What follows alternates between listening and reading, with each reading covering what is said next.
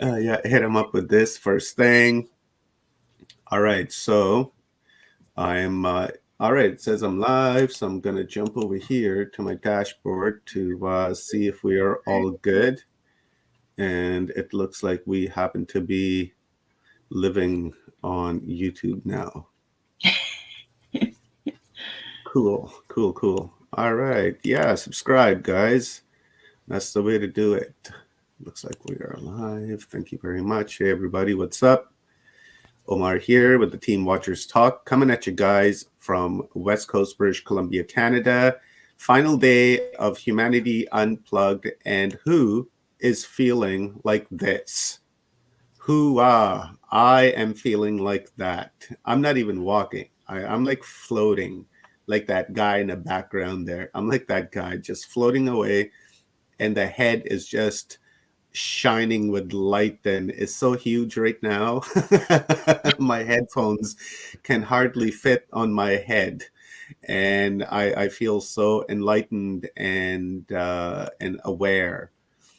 Thank you to everyone that has helped made us all feel like this through March 12th right up until today. Some amazing uploads to our body computer avatar for us to process and move into a new way of thinking, a new life, and create a new pathway, because this is just the beginning. I was just saying earlier, it's I'm happy that this is coming to an end because it's been a long 11 days, but I'm also sad on the other hand because it's coming to an end and I'm not going to be doing this tomorrow morning. And as humans, right, we get into a certain routine and then we become accustomed to that, and then we want to do that, and then once we stop, it emotionally affects us, right, because we're enjoying what we're doing. But on the other hand, we've laid a great path for us all with the amount of incredible resources we've received over the last 10 days to move forward and create, because we're creators with our minds and with our thoughts and with our energy, and create a new timeline, not only for ourselves, but for our grandchildren, right? Because many of us are grandparents on this screen and in the audience, everyone that's watching and all the presenters, right? It might be a little too late for our kids, right? But, unfortunately, but it's never too late for our grandchildren, right? We can still make our kids aware, because while we were raising our children, a lot of us were sleeping. We were in a slumber and we just followed the program and raised our children according to the way we were raised, right? A little bit worse on our end because we took our children and let the TV raise them. Unfortunately, we took a lot of our children, put them in front of the TV, and went and did our thing while the TV was subliminally training and programming our children. And then video games came along, and we used those to babysit our children. So we've done great harm to our children, and we shouldn't repeat that with our grandchildren, because we know what our children are going to do, right? Because that's the only example that they have. So us becoming aware helps us to raise awareness within our children. So when we see that type of behavior happening, we can interject and say, no, that's not the way to do it. This is the way to do it. I'm sorry I did that to you, but let's not repeat the cycle. And this is what this is all about, is to raise that awareness within us so that our grandchildren, the indigos, the sixth root race that's coming into this world, can ascend, right, with the vibration and the distortion, and raise that with their perception. And that's the world that I want to come back and reincarnate to. And it's going to be amazing. What do you say, Rob? Leanne? I agree. I'll let the ladies go first. If Leanne wants there, Stone wants to go first, and then I'll jump in and close it out before we bring Renata up.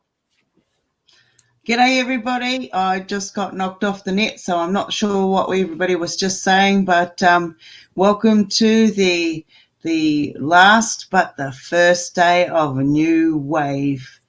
New energies coming in. It's absolutely phenomenal, the lineup that's there. So thanks everybody again. I'm ready for this ride and this download that are going to come in, and looking forward to our next guest. Leanne? You're muted, hon.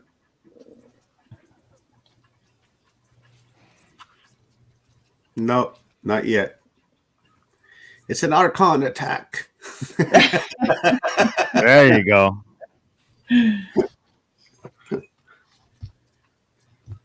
Nope, still can't hear you. It's going to be one of those days. Why don't you go ahead, Rob, while Yeah. Leanne's doing up her So- audio. One of the things that, for me, and I always like to keep it on the eye, is we do get into those routines, Omar. You're absolutely right. And tomorrow I was thinking the same thing. Like, what am I going to do? Well, what happens? But we need a couple of days of rest for sure. And I have to focus. We have to focus on that too. Everybody should be focused on rest tomorrow. Tomorrow should be a day of recoup, regeneration, and realignment after exerting all of this energy for days and giving it to other people to help their conditions, to giving it to other people to help them to not be woefully ignorant in the time of need. You know, this is something that we have. This is, while it is imperative that we change people's minds very quickly, it's also not going to happen all at once. So we also have to remember that we have to take heed in the warnings that we get from our guides and the universe on essentially, slowing down when we have to, making sure we're eating right, getting the right rest, and, trying to find our center or our mission. Everybody's mission is a little bit different. And how we empower people with the information, it goes back to your mission and how you use it for your mission. So this transmission is to fulfill your mission with, or an arsenal for your mission. So when you do go out there, you have the subtly available hints to help people change their minds and change their ways of thinking. So we've facilitated that. Hopefully this has been like an encyclopedia of different methods and ways to really connect with the people around you to try and facilitate that awakening or that phase in research. And we really need to focus on how we can help the people around us first and ourselves, because those closest to you and you, even if there is anything that you feel that needs to be changed in you, is the most important aspect. Because if we're not right with ourselves, we can't help anybody. So, you practice on the people close to you, and those people will love you regardless most of the time. So even if you fail or, mess up, you get another chance. And then we walk out into the world as a shining light of, shining beam of light that is transcending and cascading over our town, and that town slowly turns into a state. That state turns into a country, and eventually the whole world will be here with us. I'll stop right there. Beautiful. I don't know if this is working.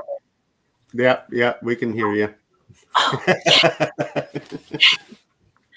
I'm actually glad that I had tech issues, because I was very emotional when Omar said that, because, here we go. I publicly apologize to all three of my beautiful children for having allowed the programming that they got to get through. However, I will say that in this moment, I'm also very compassionate with myself and finding forgiveness, because at that time it was a case of they know not what they do. I didn't really know what I was doing. Like, something in me always knew what I was doing, but just like yesterday's tech issues, I'll say that there's a reason for everything. And the three children that came through me to have their experience here chose to be programmed that way, so that they also could overcome the programming if they chose to in their free will here. So we didn't do anything wrong. That I want to please not think those things and shoot those out into our fields. We are doing the best we can with what we have, where we are. And I think that's really important to remember, when we find ourselves caught up in an ego space, because it's a habit. And it's just really important to be forgiving to ourselves and compassionate with ourselves in every moment. And I just really wanted to share that because it resonated so much what Omar was saying. And I don't need to self-inflict suffrage on myself by feeling like I made a mistake. Like, that's not what we're doing here. We're trying to transmute this self-talk, you know, and vocabulary makes a difference. I love you so much. You didn't do anything wrong. I love you. Love you too, sister. All right. Let's that's a great way to start the day off. Nice emotional day. Leanne, you want to do a prayer for us for today to lead the day off? Sure.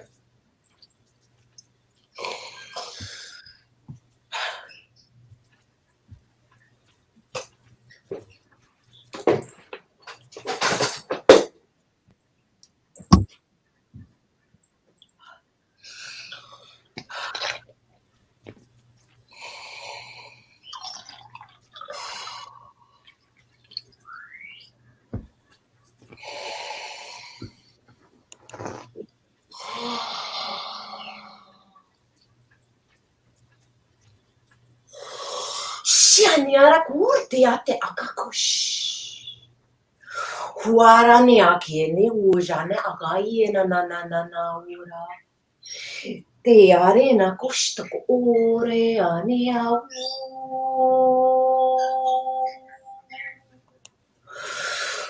Ure ana kiashte te kayeranga. Koreana yashe kuratakia shena komu. Toko urina katakashita kata. Kitia toko. Toye. Halea washena guare butaketiaka ostaka uira na urta. Teka usta na ujena yera takiaka kahayena isto. Tika uura nana tiara atiana agaya niya mo. Tiashpina ka ukost ko uyash tika uurna agaya taka iya naka ushu. Wajana iya taka ushu. Uurna yena jika unga wore nga ushu.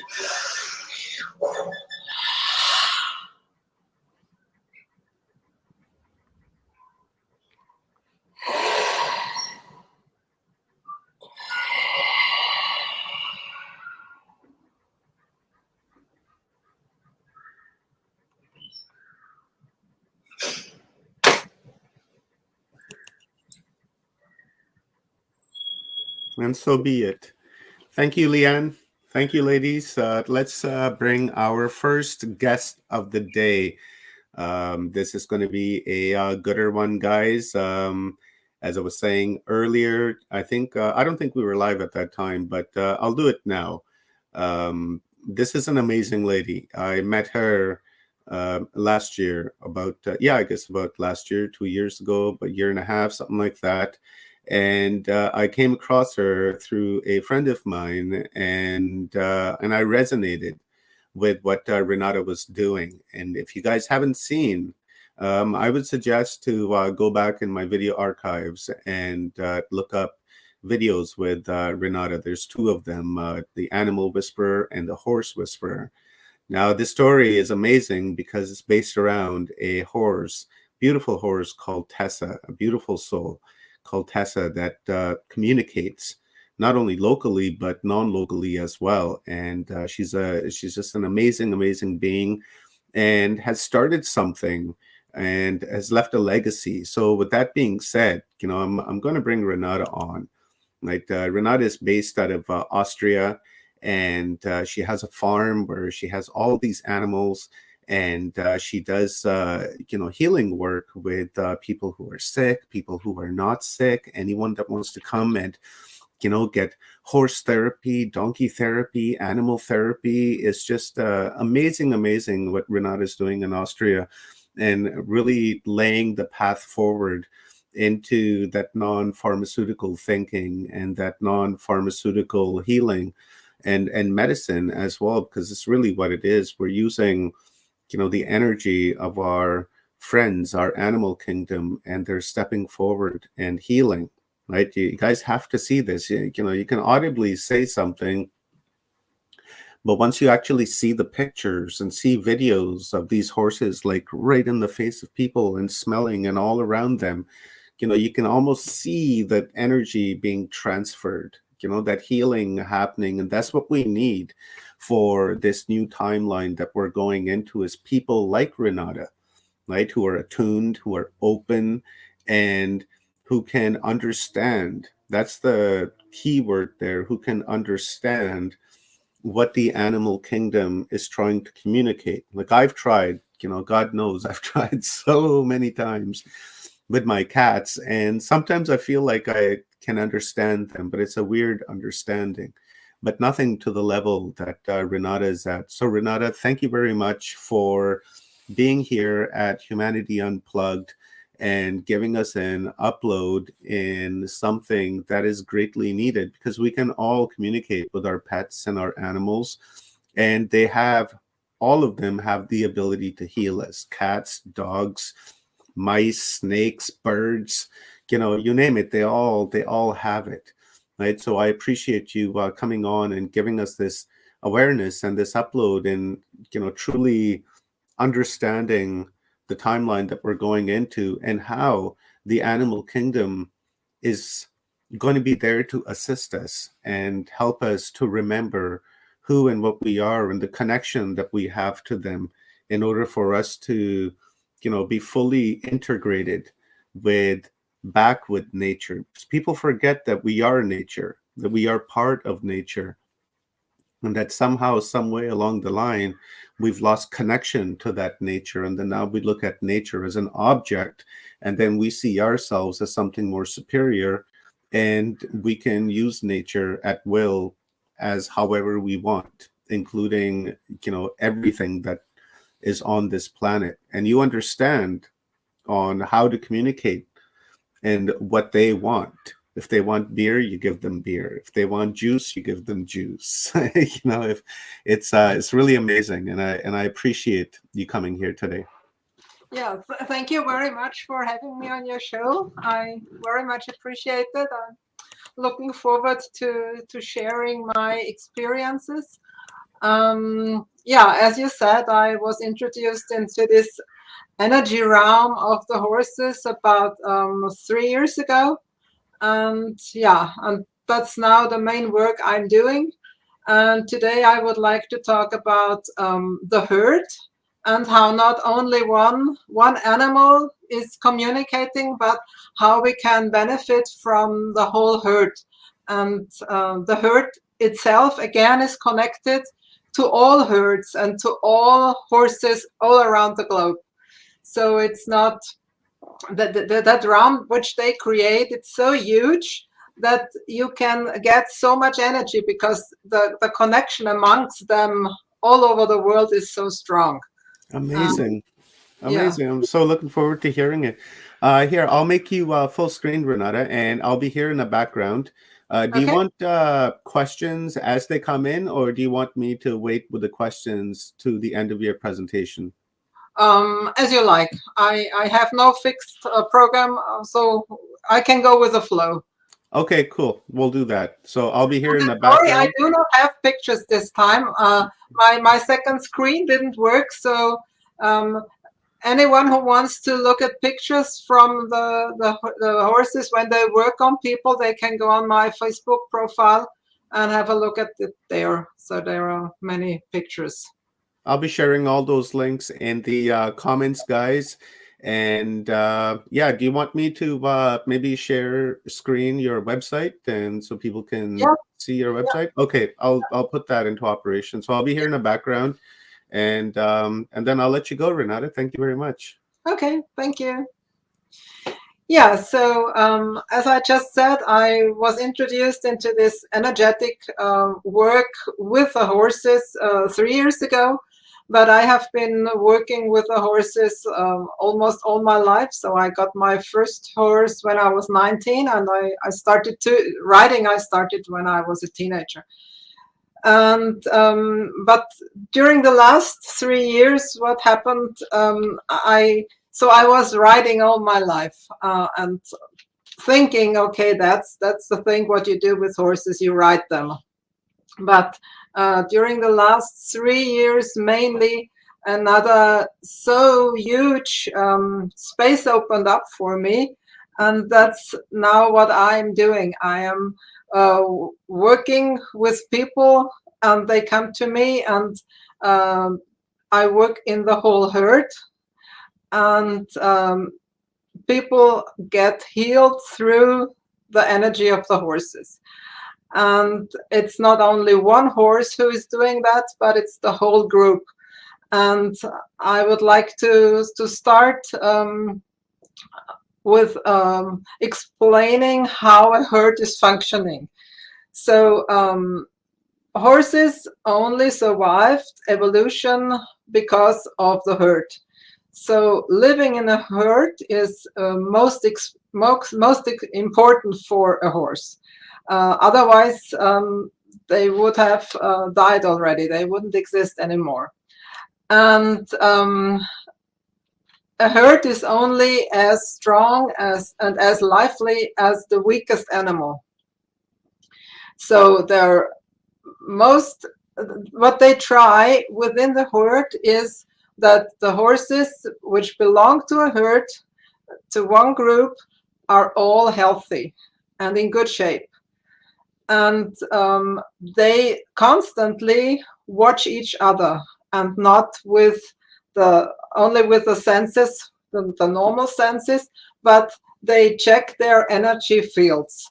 So you have to imagine that a horse, the energy field of a horse is about 50 times stronger and bigger than of a human being.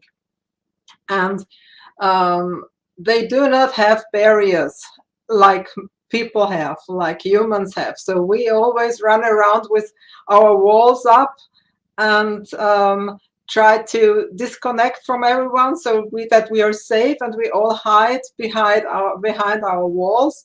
But the animals, especially the horses, they don't. So their energy field is huge, and no barriers are fencing them in. And so they are constantly connected, because every horse senses the other horse. And whenever there is an imbalance, something's not as it should be, all horses already start to equalize it. So they do not do it because it's their nature. So they learn it. They were born with it, with this ability, and they always try to keep everyone safe and every horse healthy.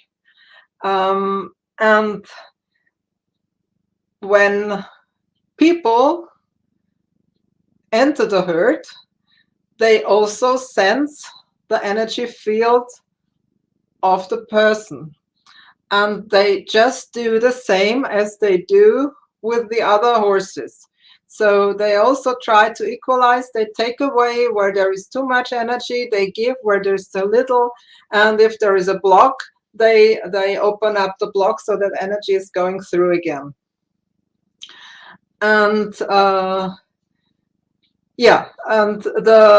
and they do it because they want the herd to be safe. So let me talk for some sentences about how a herd looks like, a herd which is living wild. So it's a group, normally about 12 to 20 horses living in a normal herd. And there is one stallion, and there is a group of mares, and there is a group of foals, And then there are yearlings and adult horses, adolescent horses, and a wild herd is led by a mare, and the stallion is not allowed into the herd. He's always a bit in distance, and he indicates when there is danger, but the real leader of the herd is a mare. And the herd looks like this, that you have a circle. The inner circle are all the foals, and then around this circle of foals there is the circle of the mares, and then there are the adolescents. They are kind of in between, and they are not as close to the mares anymore as the foals, and the stallion is further outside. And so when there is an injured horse, they check if it's still if it's necessary to support, and that's what they are doing. So they instantly start their healing, but if they realize that a horse is too severely injured, that it would not be able to heal them quickly enough, they will let this horse behind. And then it's the shortest and the shortest way that this horse can die, and so that the herd is not endangered. So they would not carry an injured horse with them, which would endanger the whole herd. So that's also something we can learn from the horses. It's not that they have this human mind that they have to keep up life, for instance, as we now do in ordinary medicine, that although people are not able to live anymore, they keep on putting in medicine and techniques. So a herd is really focused on the survival of the group, and that's the most important thing. Okay, so I will continue with when I have people coming to me. So I have a property, a huge property, and of course my horses are not wild animals, but they have enough space so that they can behave like almost wild animals. So there is enough space to run and to really give space. That's most important, to have enough space. And so when people come to me, as soon as they let's say as soon as they enter the front door, the front gate, I tell the people that everything what is happening now is not a coincidence, but that what they can observe in the behavior of the horses already is a reaction to the energy field they are bringing in, because the horses already feel, so they have already connected with the energy field of the person who is coming. And sometimes it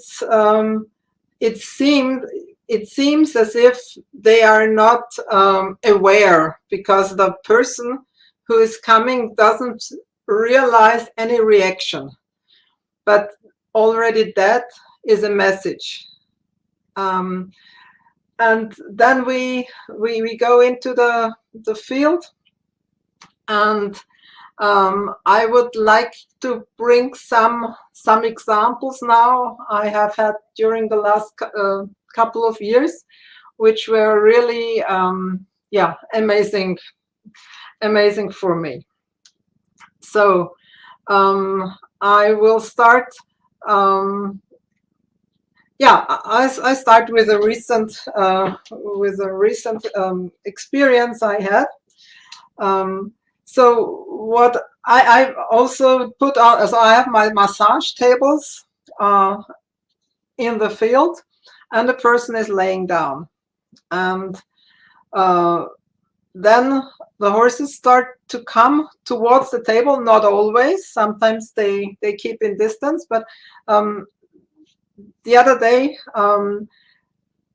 the two, so I have, let's say I have, at the moment I have 9 animals. I have 3 donkeys and 6 horses. And from the 6 horses, there are 2 foals. So they are now about a year old. And so far they have always been very, very patient and very, they have joined in, but not so intensely.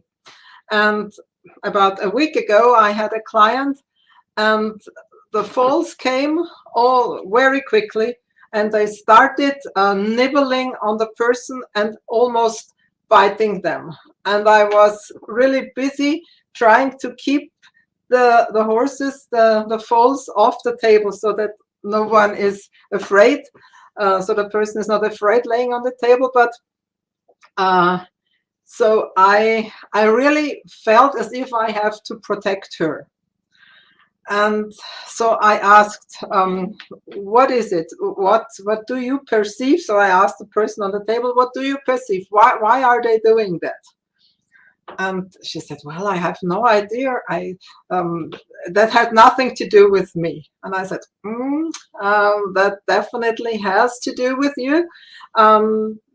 What are they showing?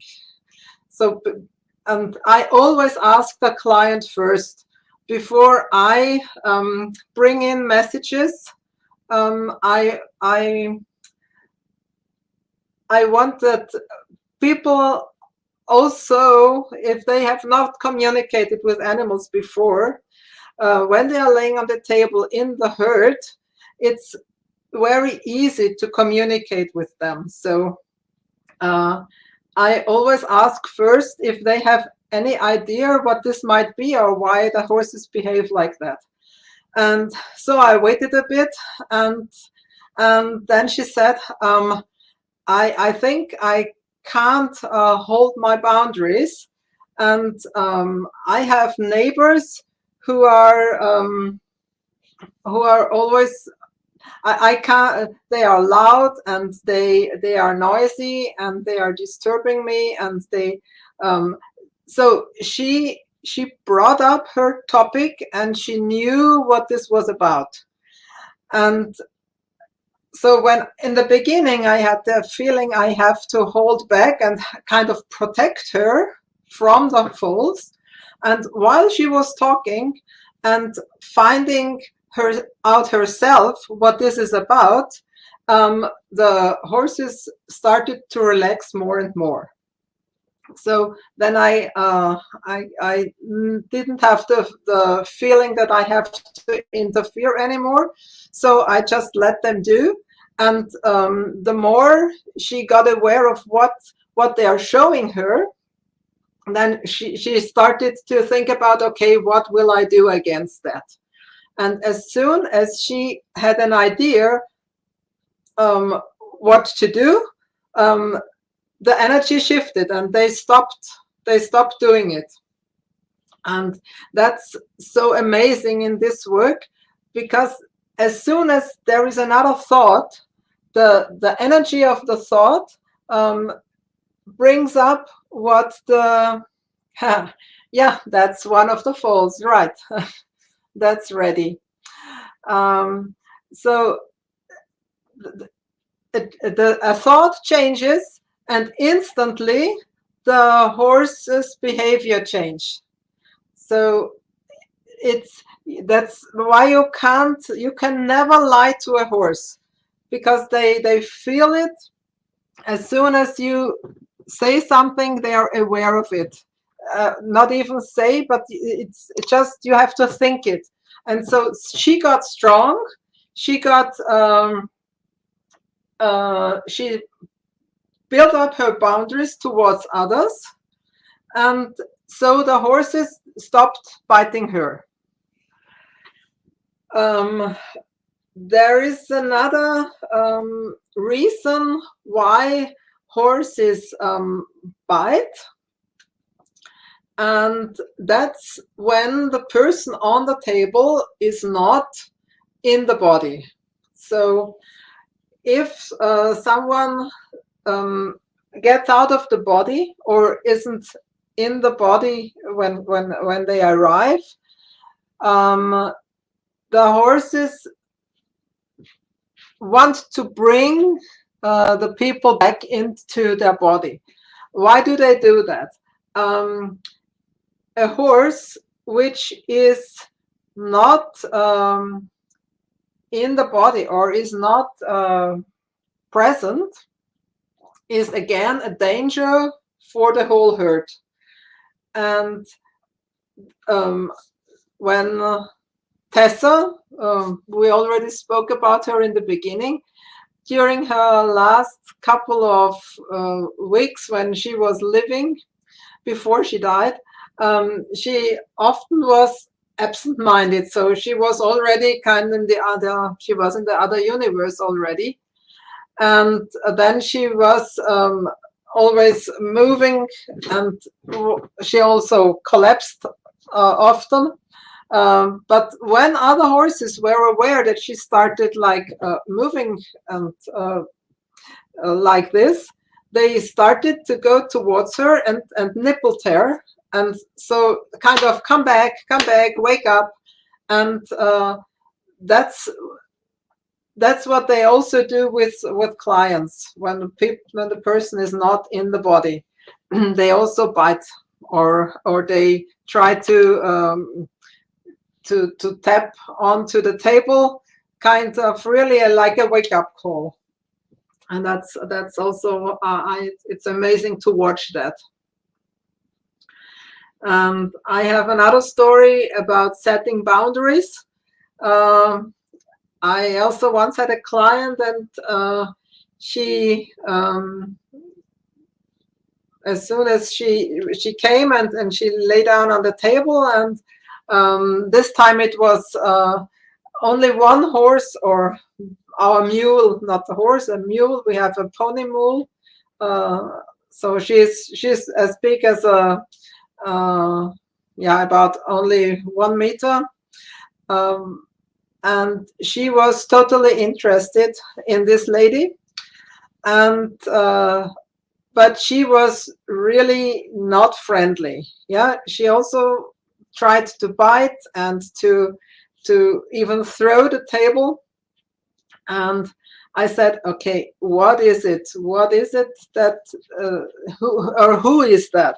The horses also act like in constellation work, so they stand for some person in the field of this person who is on the table. And she said, well, I said, it must have to do with boundaries, because Lily is constantly tapping into your field. She is not respecting your boundaries. So who is that? What is in your very close surrounding that is so much stepping into your realm, into your field? And for quite a long time, she had no answer. She said, no, I don't know who is that. And all the time, Lily was trying to bite her. And then I said, and then she said, oh, I know what it is. And then she said, okay, that's my 18-year-old son. And he is so much, he takes so much energy from her, and he is not taking care of her boundaries, and he is so close that she didn't even see that. Yeah. So and as soon as she said the name, and and as soon as she said, "Okay, that's my son," Lily stopped and stopped, but was still very close to the table. And then we worked on her energetic boundaries, and then we expanded her boundaries and her energy field. And as soon as her energy field increased, Lily stepped back. And then she didn't come to the table anymore, but stayed about 2 meters away, was still there, but she didn't touch the table anymore. And again, it was instantly. Yeah. So as soon as she realized, okay, that's my son, it was the first step. And then when she increased her energy field, then the Lily really went back. And yeah, that was really amazing. And then a couple of days later, she called me and she said, okay, she really did it. And it was so much easier now to set boundaries to her son. And he's respecting it now. And yeah, that's amazing. Okay, so I have another story I would like to tell, and that was only 4 days ago. I gave a session to a lady, and she had she said she has difficulties with really accepting herself and with self-love, and she said it's just she just can't do it, and she wants support in that. And yeah, so she again was laying on the table, and then really all horses came. So not the donkeys, but all the horses. So there were six horses around, and they all came very close, and so it was really like in a herd. So we were the center. We were in the center, like normally the foals are, and then all the other horses were standing around us. And she came with this wish for self-love, and what the horses gave to her was pure love, and that was so amazing. It was so intense, and she allowed it. So she was really I always do a short meditation before we start, where I ask the person to let down the boundaries and to connect with the earth and with the universe. And I invite the horses. And this time, when I invited the horses, so they all came, and really they stand face towards her. It was like a star, so we were in the middle, and then all the horses with the heads, and they had their head towards the table, and they were all connected, and that was so intense and so amazing. When I again think about it, it's I tap into this energy, and it's really mind-blowing. Yeah. And she, of course, she started to cry. I get goosebumps. And then something happened, and that was the first time ever I saw that. I don't know if you're familiar with horses and how they react towards each other, but when one horse, when it's itching somewhere, yeah, one horse then goes to the other horse, and then they start scratching each other. So the one horse is scratching the neck of the other, and the other horse as well. And that's a very, very friendly behavior. So they do good for both And now what the animals started to do, so there was one gelding on the one side of the bed and the other one was on the other side of the bed. And above her, they started this scratching each other. And so they have never done that before. And then the most amazing thing was they started to do that above her base chakra. And then they moved a step further, and then they were doing it above her belly chakra. And then they went on to the throat, and finally above her crown. And that was simply mind-blowing when they were doing that. And the other animals, the other horses were still standing and holding the space. And those two were going up the chakras and opening all the chakras with this energy. And it was, wow. Yeah, so I often have sessions, but this was really a very, very special one, which, yeah, I was not able to take pictures of all of them, but I have on my Facebook profile, and it was on Friday, so there are pictures of this session. Yeah, so that's that was another story. So I read someone, there is what is written in the chat. Yeah, Renata, can you tell us a little bit about bathing in the You Are Me?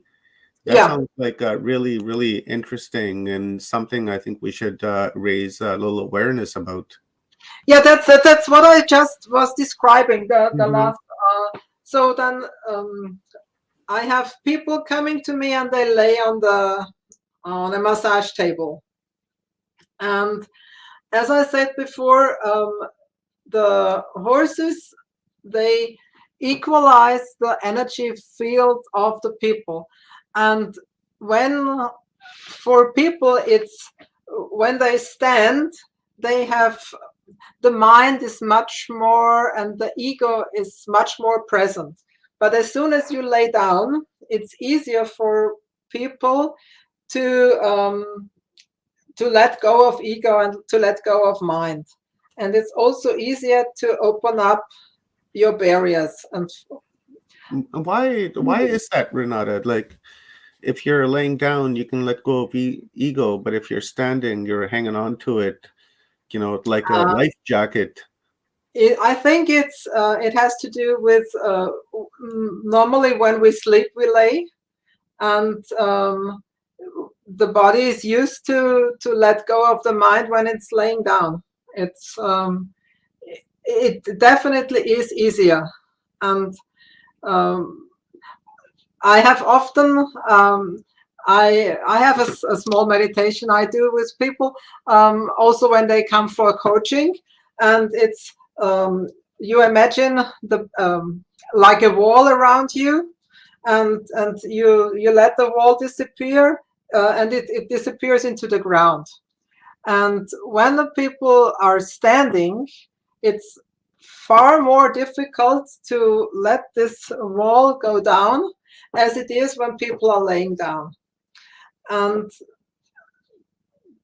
I think it has to do with our normal position when we are sleeping. And when we are sleeping, ego goes away and mind goes away. So, and the horses behave differently to people laying on a table as they do when someone is standing.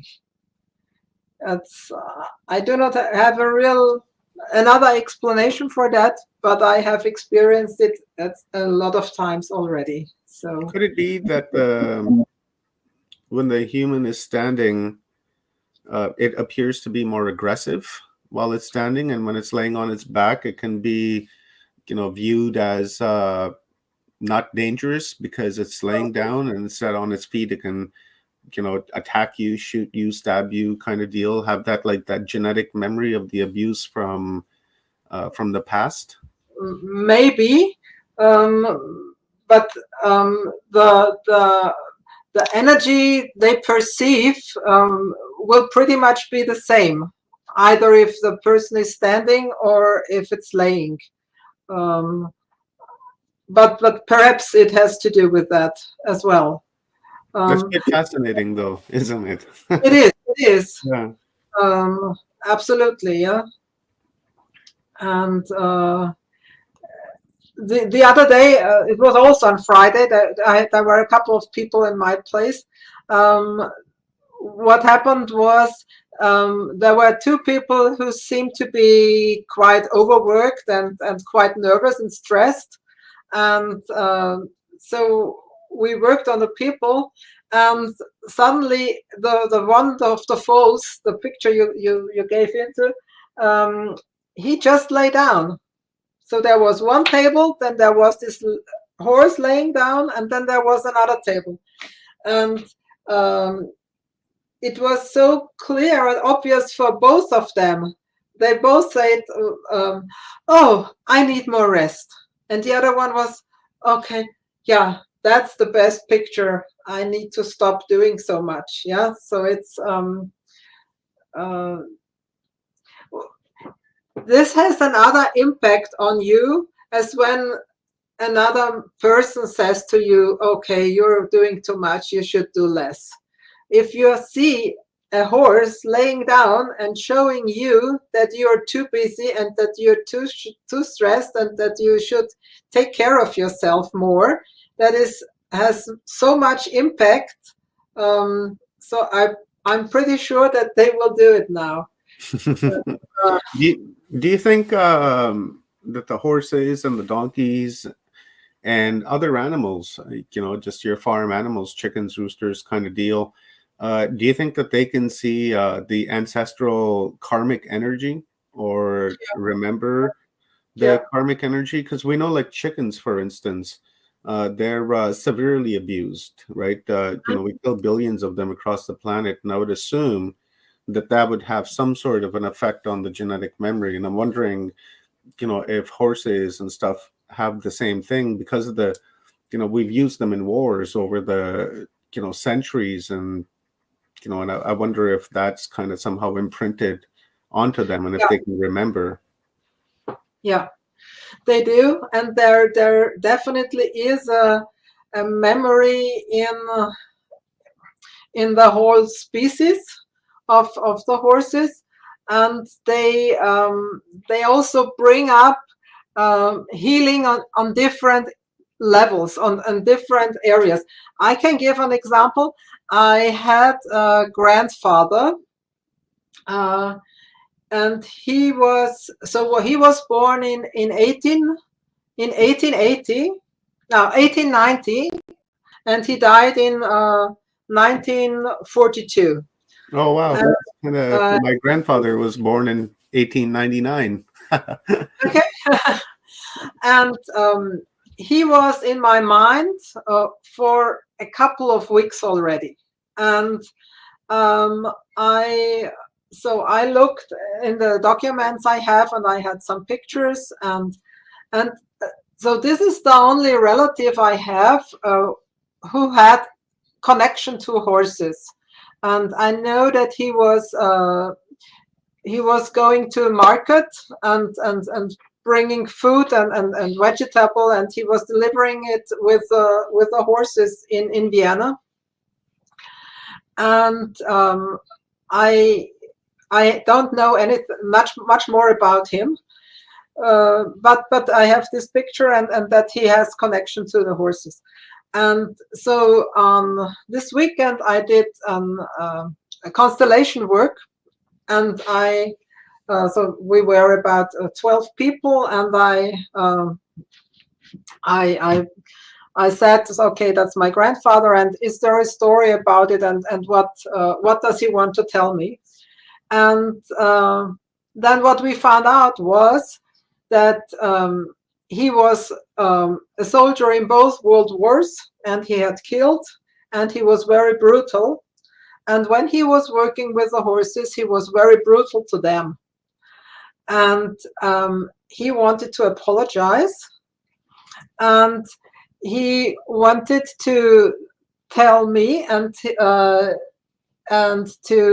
give his blessings to me, and so that he kind of so the connection with horses started in our family with him from this side, and he wanted to give his regrets and to let go of whatever he has done, and want to show and tell me that he's grateful that I'm now working with horses and do so differently, and so that healing can happen also the way back, so also for the ancestors.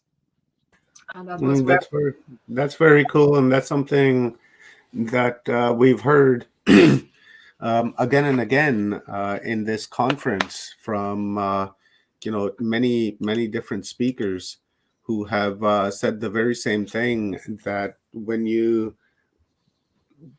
begin to work internally and when you begin to heal the trauma within, then and that has a genetic effect on the entire timeline, and on the ancestors, and you're actually healing people in real time around you as you heal yourself as well. So that's very cool that we've got this correlation.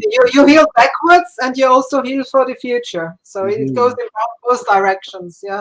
That's because time is a paradox, right? It really is it happening isn't. at the same time, and on the other hand, it doesn't exist, but it is happening all at the same time.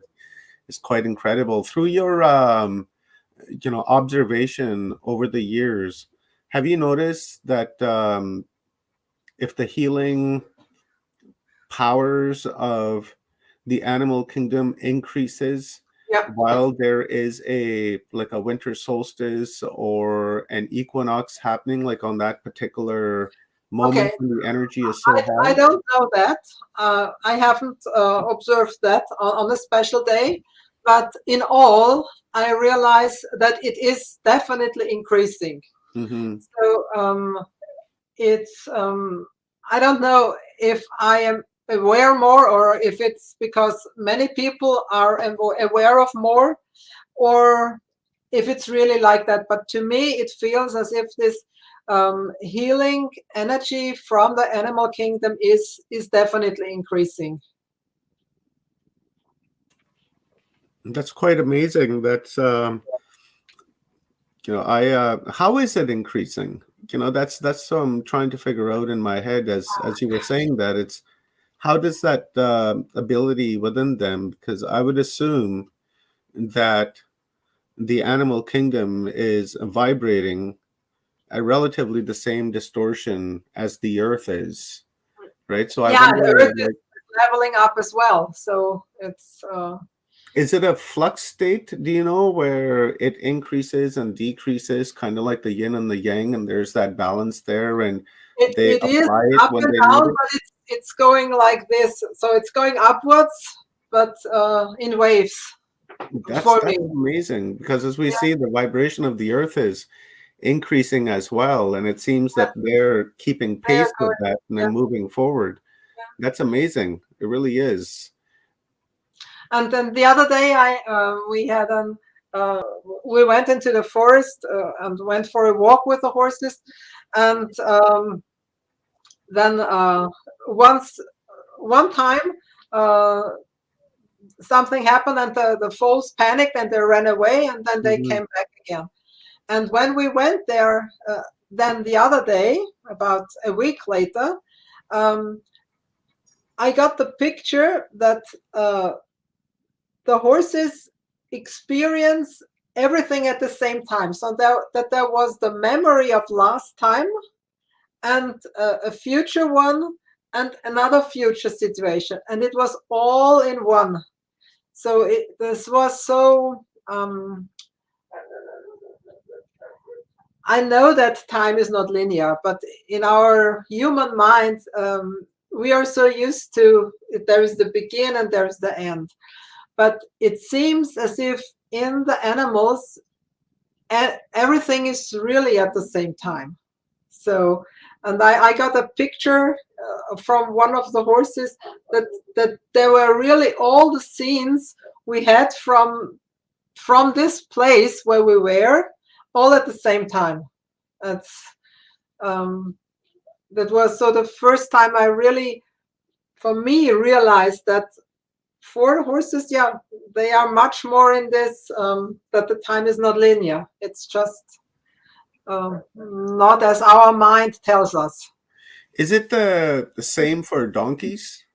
Right? Yeah. Because horses and donkeys are, I would assume, same species, but still different on Yeah, some level. Are they behaving in the same way, like increasing in their element of healing? That's the same.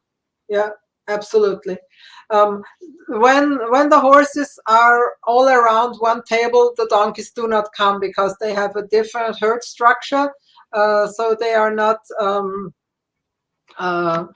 There is no real leader with the donkeys, but when it always the donkey who has seen something interesting or something important at the moment, this one is the leader, and it changes again. But with but the horses, they have a hierarchical structure, and the donkeys do not want to interfere with that.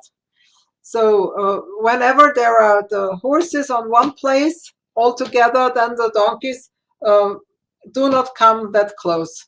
So often I have only the horses working, and the other time I have the horses. But they seldom mix. Do the horses reciprocate the same thing when the donkeys are working?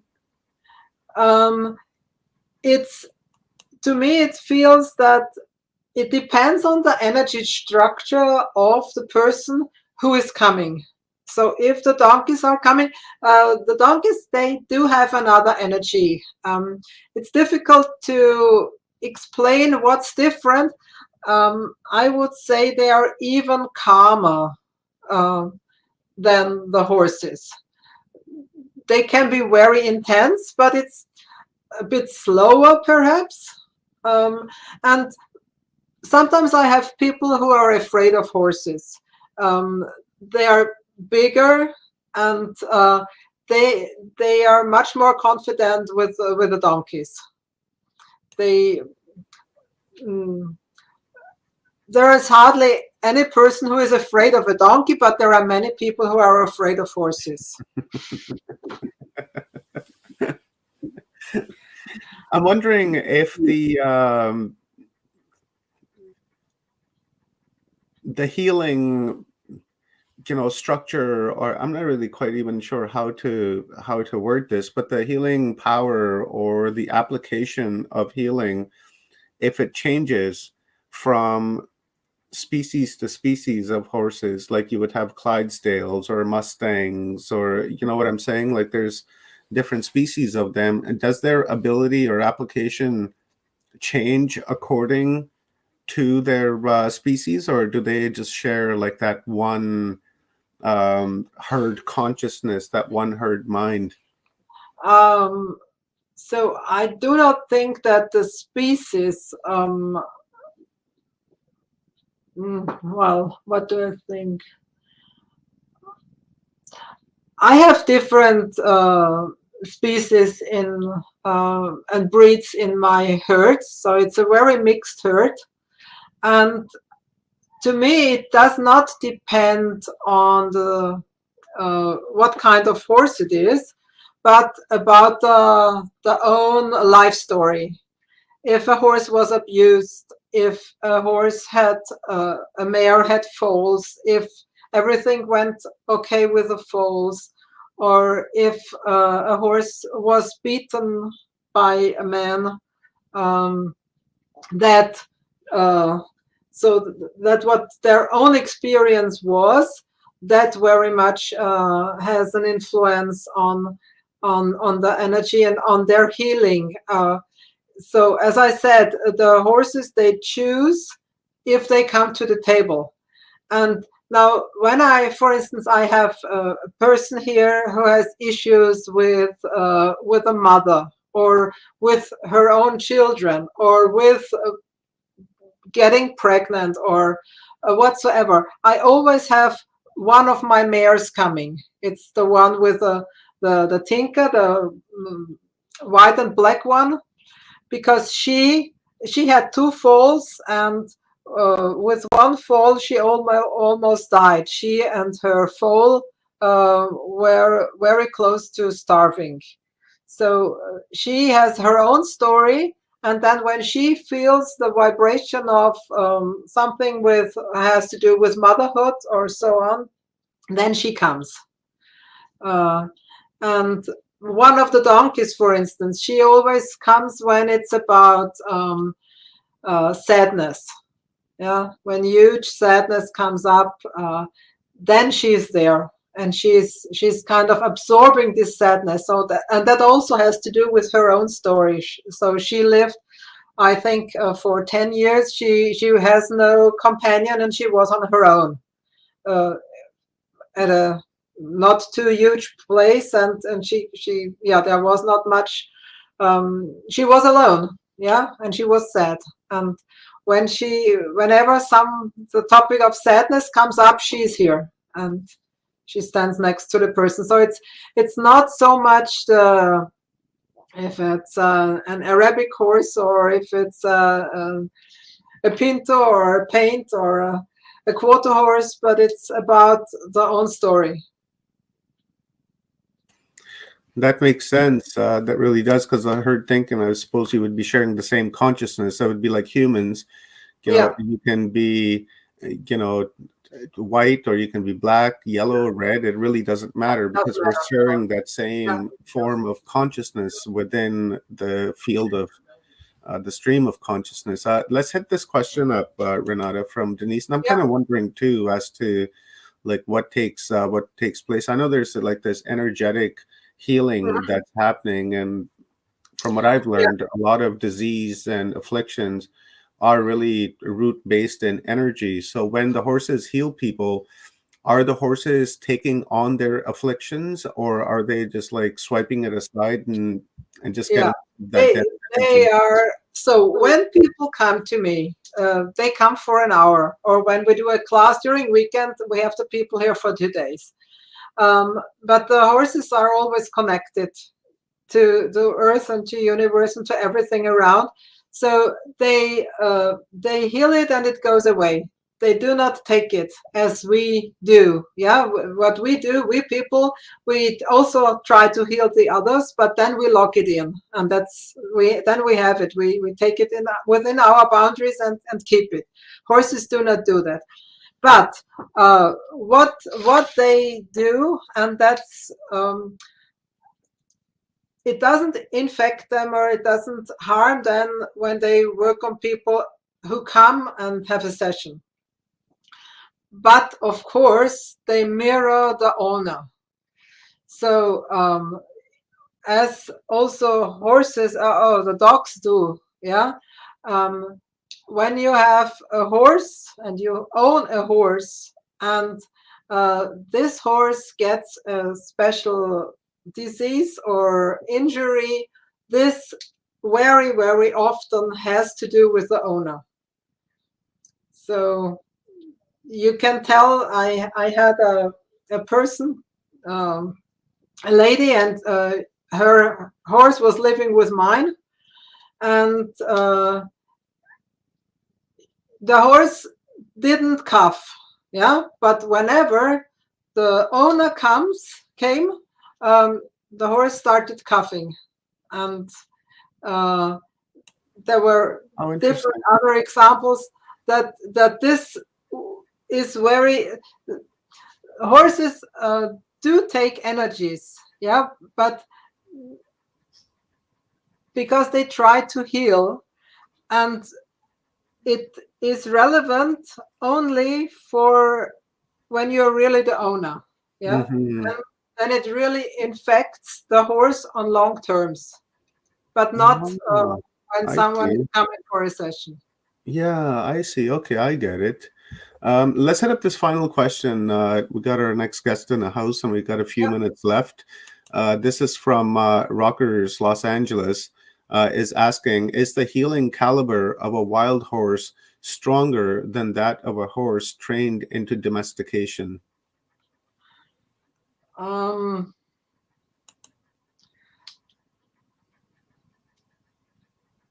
I only can guess Mm-hmm. that the freer a horse can live, and the more they live within the herd, actually, the more they really do this healing all the time. Mm-hmm.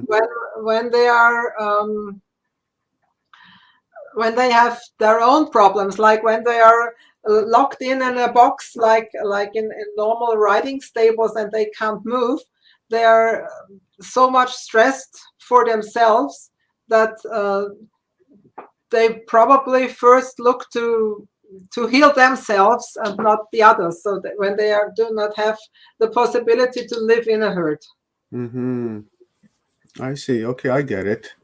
That does make sense. So, Renata, I appreciate your contribution to Humanity Unplugged, and this upload is invaluable because we need to understand the power and harness the understanding and the awareness of the animal kingdom, and try to reintegrate ourselves with the nature and the animal kingdom, and we create this new timeline that we're trying to create of love and abundance. And animals are an integral part of that. We have to look at them as friends and not as food, as we've been trained to do so, right? We've been conditioned that way. Gotta eat meat every day, gotta eat meat every day. And that's something that we have to move away from and go to the vegetable based diet, and help heal ourselves, so that when we do get ill, and if we do need attention from our furry friends, that it'll be easier for them to come in and help us. So Renata, I so appreciate you and love you very much, and lots of respect for what you do. So before I let you go, please tell us once again where people can find you. I've posted your links in the chat room, but it's always best to hear it from you. Yeah, so I have a homepage, and it's called www.renatesfarm.at. And I am on Facebook with also my name, Renate Zach. And I have a group, it's called, it's in German, Entdecke dein Ur-Ich. Yeah, and I'm also on Instagram. So whenever you're interested in my work, you can send me a private message. And I haven't said, I do this also online. So when someone wants a coaching, I go out with my phone into the herd, and we can have a coaching. I have done this a couple of times already, and it works phenomenal. I was astonished, but as soon as I connect to the person connects to the person on the phone. So nice. There's no barriers, because there is no energy barrier. and consciousness goes everywhere. And you also have a YouTube channel, guys. Subscribe to Renata's Farm on YouTube, and the link is right here. And if you guys just scroll up into the comments, you'll see the link to Renata's YouTube channel. And as well, I just posted the link to Renata's Facebook page if you guys want to connect with her on Facebook, if you use Facebook. And I will post her IG one here. My IG got hacked, so my IG is like really all over the place, and I don't know what to do on there anymore, because it just got hacked and I have no access to it for like the last few weeks. But we'll remedy that here in the next few days. So I've shared all of that, and guys, visit Renata's website. And if you're in Austria, if you're in Germany, connect with her. She's got great work that she does with corporations and with people, and we need that, and as well online. So check that out. Everyone's going to need this coming here in the near future, and we should raise our awareness to it as well. That's the number one key. So again, thank you very much, Renata, my sister. I love you. I enjoyed it a lot. Thank you. Thank you very much. I love you, my sister, and I will be in contact with you soon. Yeah. Be well, be safe, and most of all, be happy. Yeah. Thank you. You too. Bye-bye. Bye for now. Let's bring our another star sister on, which is, where is she? There she is. Not me. Hiding down there. Rob, but you've changed. Oh, well, sometimes, when in Rome, right? Got the old That gangster would be hat on. amazing. That's cool. Yeah, I had this, my hair was a little messy today, so I figured I could probably pull it off, but here we go. Look, you know what? We'll take it off for a moment. There we go. What did you guys think? That was an amazing morning upload from Renata in relation to the animal kingdom on how they can heal us. And I don't think it's only just limited to horses. I think the praying mantises can do that. Birds can do that. I think any living form on the planet, including us, can do that. But I'm assuming, and I'm thinking, because the animals are, in my opinion, a higher form of consciousness, that they have an easier time and easier access to do what they need to. Well, I've been able to do that work with horses several times. There's a group that I'm in called the Co-Creators Convergence, and we used to meet in person. It'd be anywhere from 40 people to 65 people from all over the world, and co-create once a summer. And there were several of the times, I think I've gone 8 times, where we went to work with horses. Mm-hmm. And it was magical. It was, I think there's several facilities here where people that have PTSD can go and work with horses. It's a magical gift. What Renata does is absolutely amazing. The story that she has with the horses is always gets me, and every time I hear it, we've done this before with the cats, and I did a presentation on it, and communicating with animals that have been wounded a little, and then trying to bring them back to being comfortable around us. So it's sort of similar but different.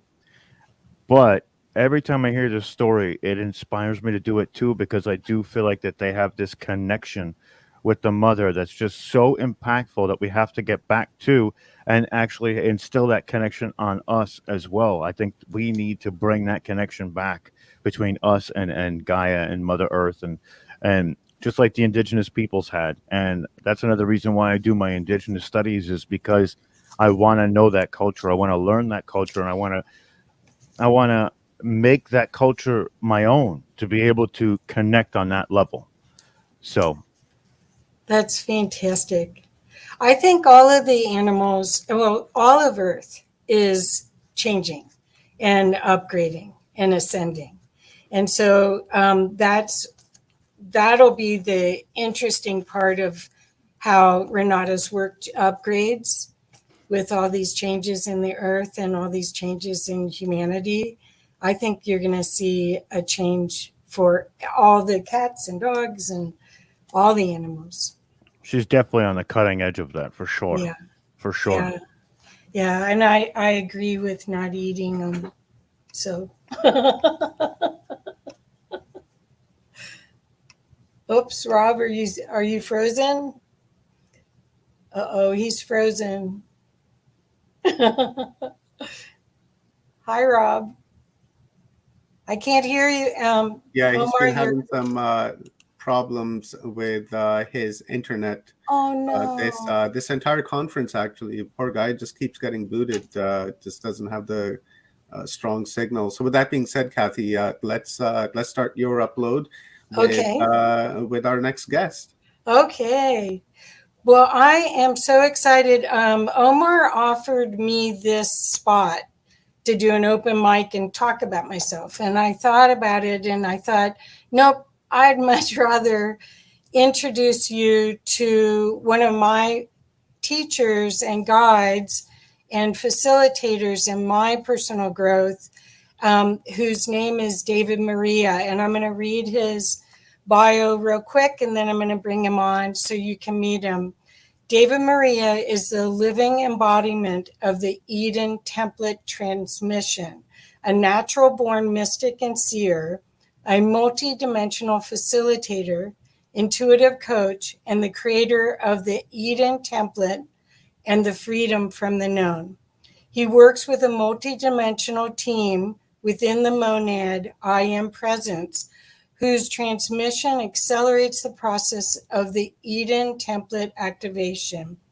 David's sacred calling holds this container and assists those who work with him to step out of the limitation of logical, linear thinking and into their soul mission as sovereign, multidimensional beings. His essence is deeply gentle, nourishing, and kind, just like his heart. Like the ancient masculine holy man, there is no judgment in him, only love and the powerful presence. I have taken his classes, Freedom from the Known.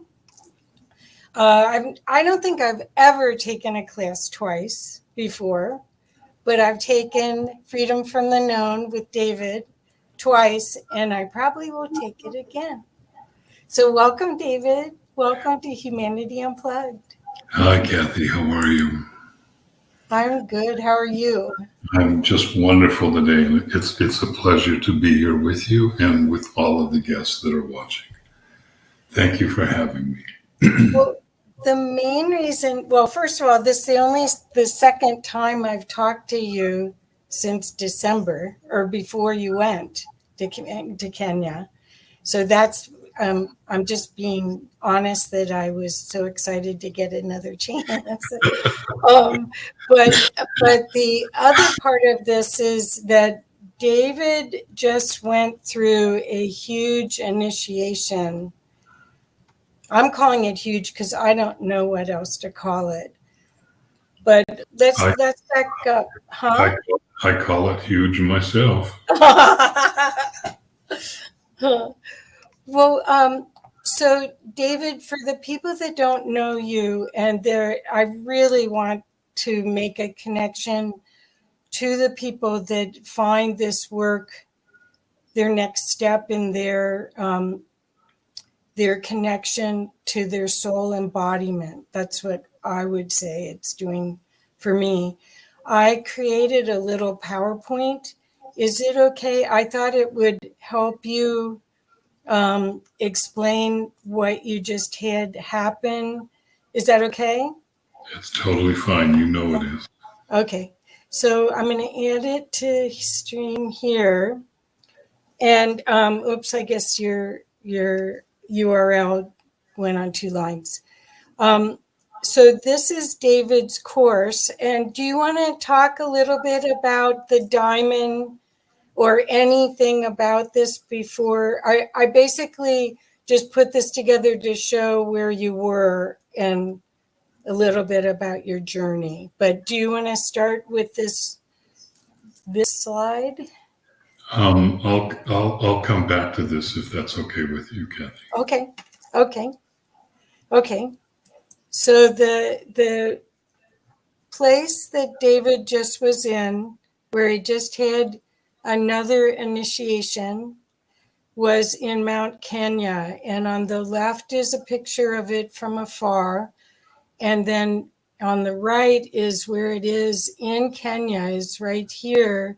I don't know if you can see my cursor or not, but it's north of Nairobi, for those of you that want to know where this is that we're going to be talking about. And it's about 3 hours northwest of Nairobi. The closest city is a town called Nanyuki. Okay. And then this is David, I think on the left, maybe. I don't know if this is before you got ill.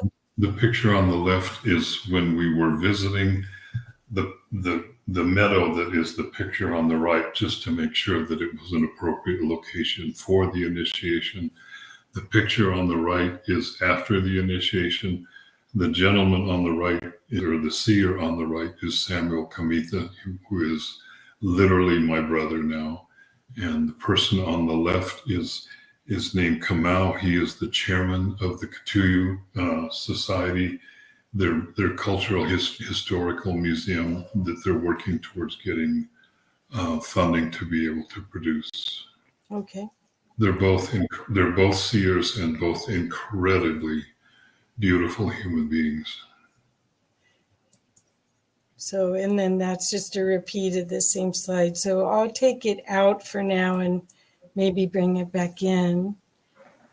So David, the way I met you is I heard you on an interview, and I had been asking to hold more light, to hold more of my soul energy in this vessel. And I heard your voice and I burst into tears and knew that you had something that would help me do my heart's desire. And then you and I had several interviews. I don't know how many. Quite a few.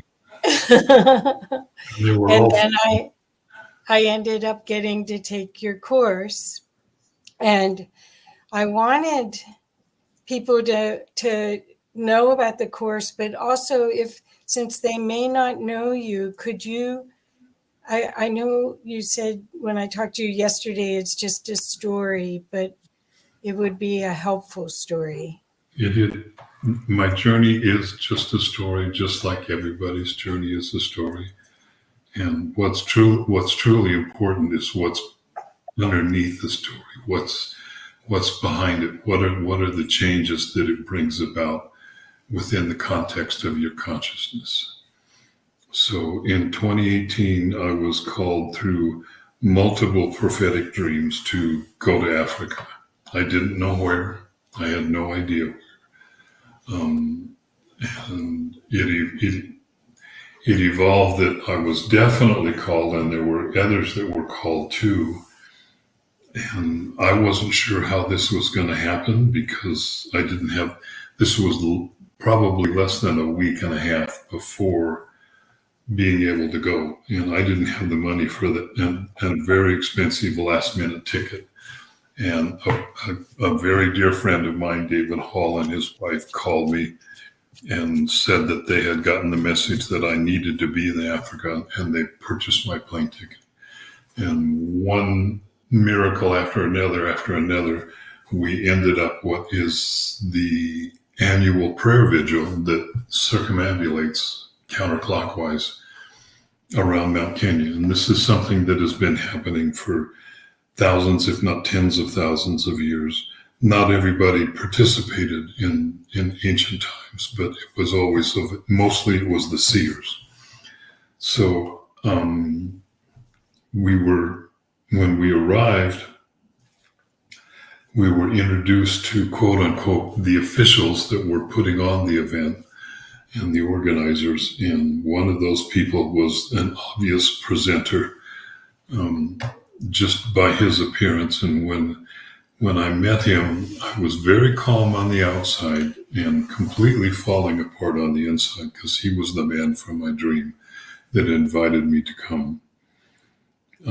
He gave all of us, after the invocation with everybody, and this was a large group of people. There were somewhere between 800 and 1,000 people there, and two of us were the only white people there.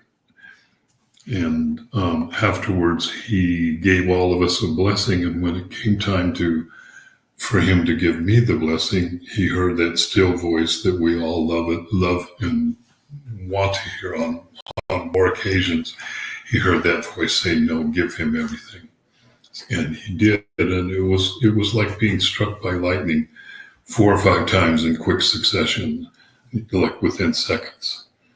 And that began a multi-year process of awakening and activation and initiations, multiple trips back and excuse me, back and forth to Kenya. This last year, I returned again with a very dear friend, and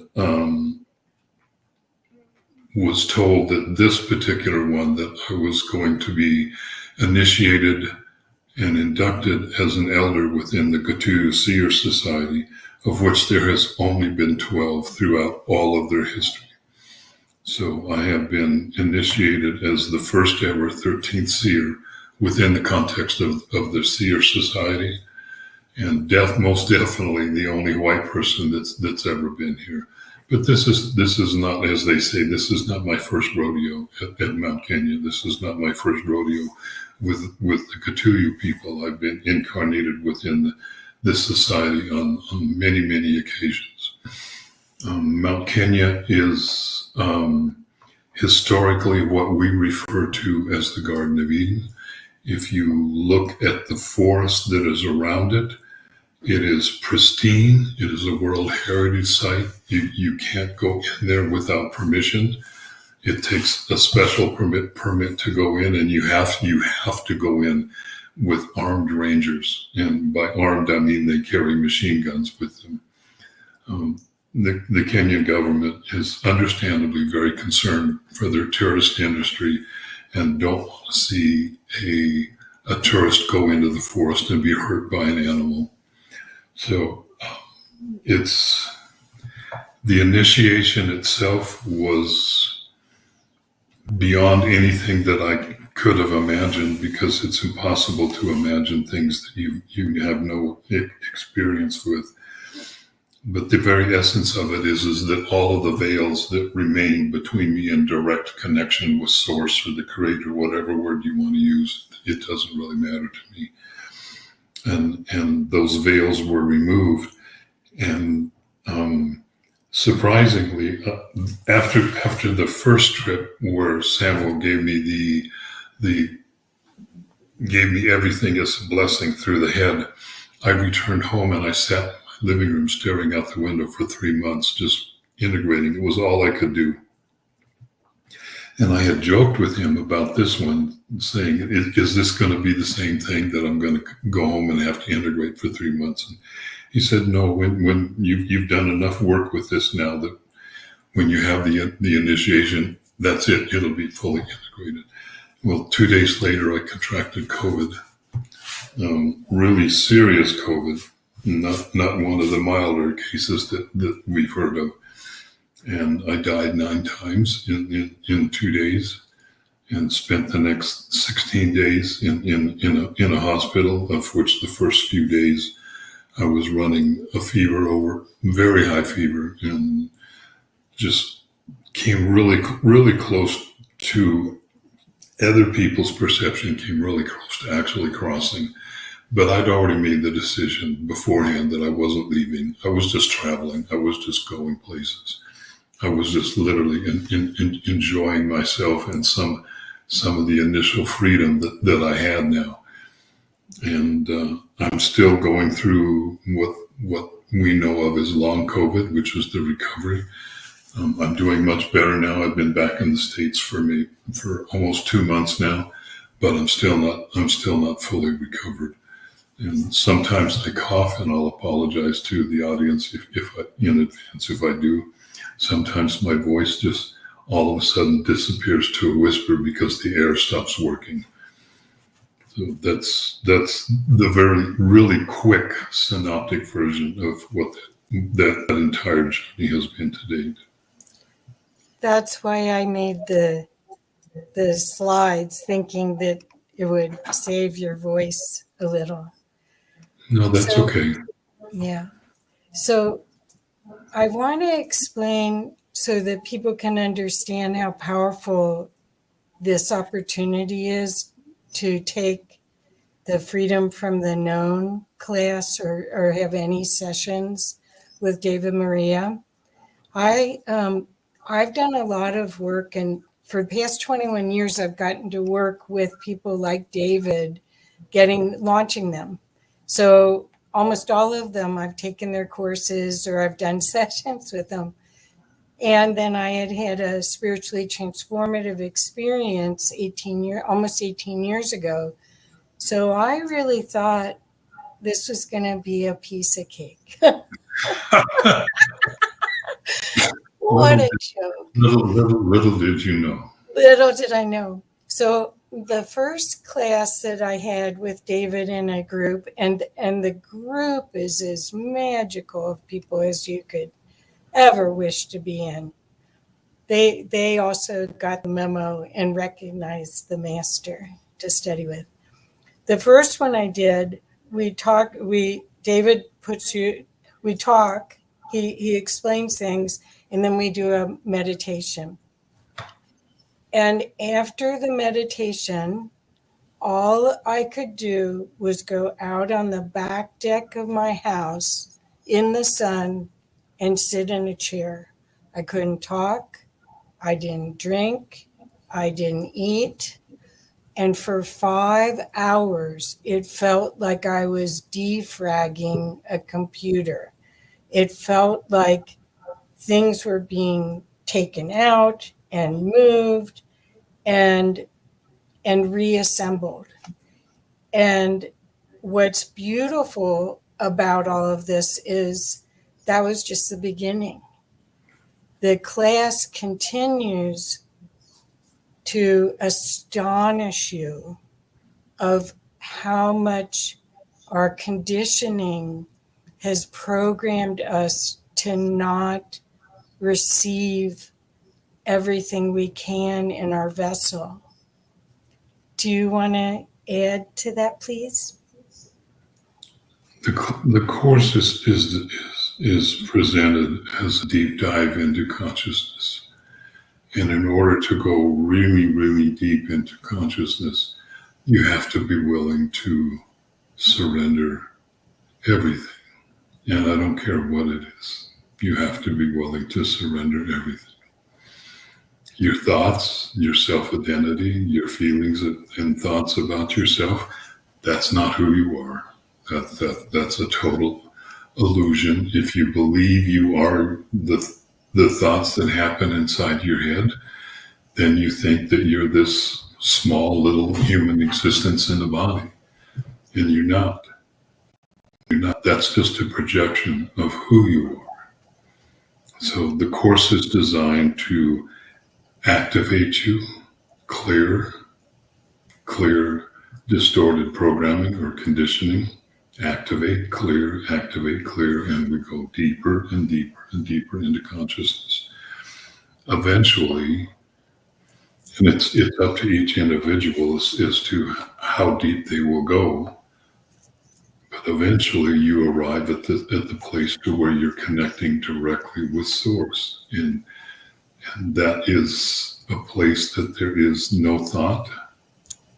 It's stillness, it's quiet. No, thoughts do appear, but it's more that they appear as knowingness that comes through your soul directly into you, and you're not able to filter it anymore. So there is a phenomenal change in the neural patterning that goes on inside of you. So one of the examples that I like to use now is that, having been through what I've been through recently, is that when you die, all of your conditioning drops away and you just go back into non-physical. And you are pure presence again. But when you die and you come back, when you have a near-death experience, depending upon who you are, and by that I mean, what do you believe? What do you think is true? How much work have you done on yourself? Are you deeply embedded within the context of a religion, whatever it might be? When you come back, whatever you're able to let go of, whatever conditioning within you or belief systems that you're able to surrender, what that does is that that neural patterning within inside of your head that was devoted to that particular level of conditioning, it falls away. And it creates new space inside of you. And that space is where source can come in and you can experience it directly. So depending upon the level that you've worked with, you can go really, really, really, really deep. Mine was pretty extreme because I died 9 times. Actually, this was the 10th time. And the COVID was, in relation to what I went through, the COVID was perfect because it immediately activated everything in my body that was unlike that pure love that was beginning to flow through me as me. And it had to be cleansed. Every single cell in the body has to be cleansed and realign or regenerate itself to the frequency of the new energy that's coming through. So for me, it was particularly difficult. But we've all heard that expression that we can do this. We can surrender quickly and easy with ease and grace, or we can be drug kicking and screaming. Apparently, in this case, I needed a little kicking and screaming because it was pretty intense. Yeah. Or amplified would be a better word. Well, I have to say, David, before he left, had sent me an email list of his students that wanted to hold space for him while he was doing this initiation, because we knew he wasn't, we hoped he wasn't going to have a 3 months integration again, but we had this sense that whatever he was doing, it was going to be big. And so David sent me a list, and the group of us, I did a Zoom call 5 times with these participants, all holding space for David right when he got there, right when he had his initiation, and then when he got sick, we continued. And let's call it when he got cleansed. Okay. So, but that's I wanted to use that because I don't know how many people have, how many of the healers I've worked with or the change agents I've worked with that had loving support from their students like that. It was remarkable. And then the people that weren't on Facebook had me send them whatever was on Facebook. I mean, there was deep concern and love. Well, the concern is not necessary. I was never going any place. I was not leaving. I was just traveling and enjoying the newfound freedom to be able to literally go any place that I wanted to.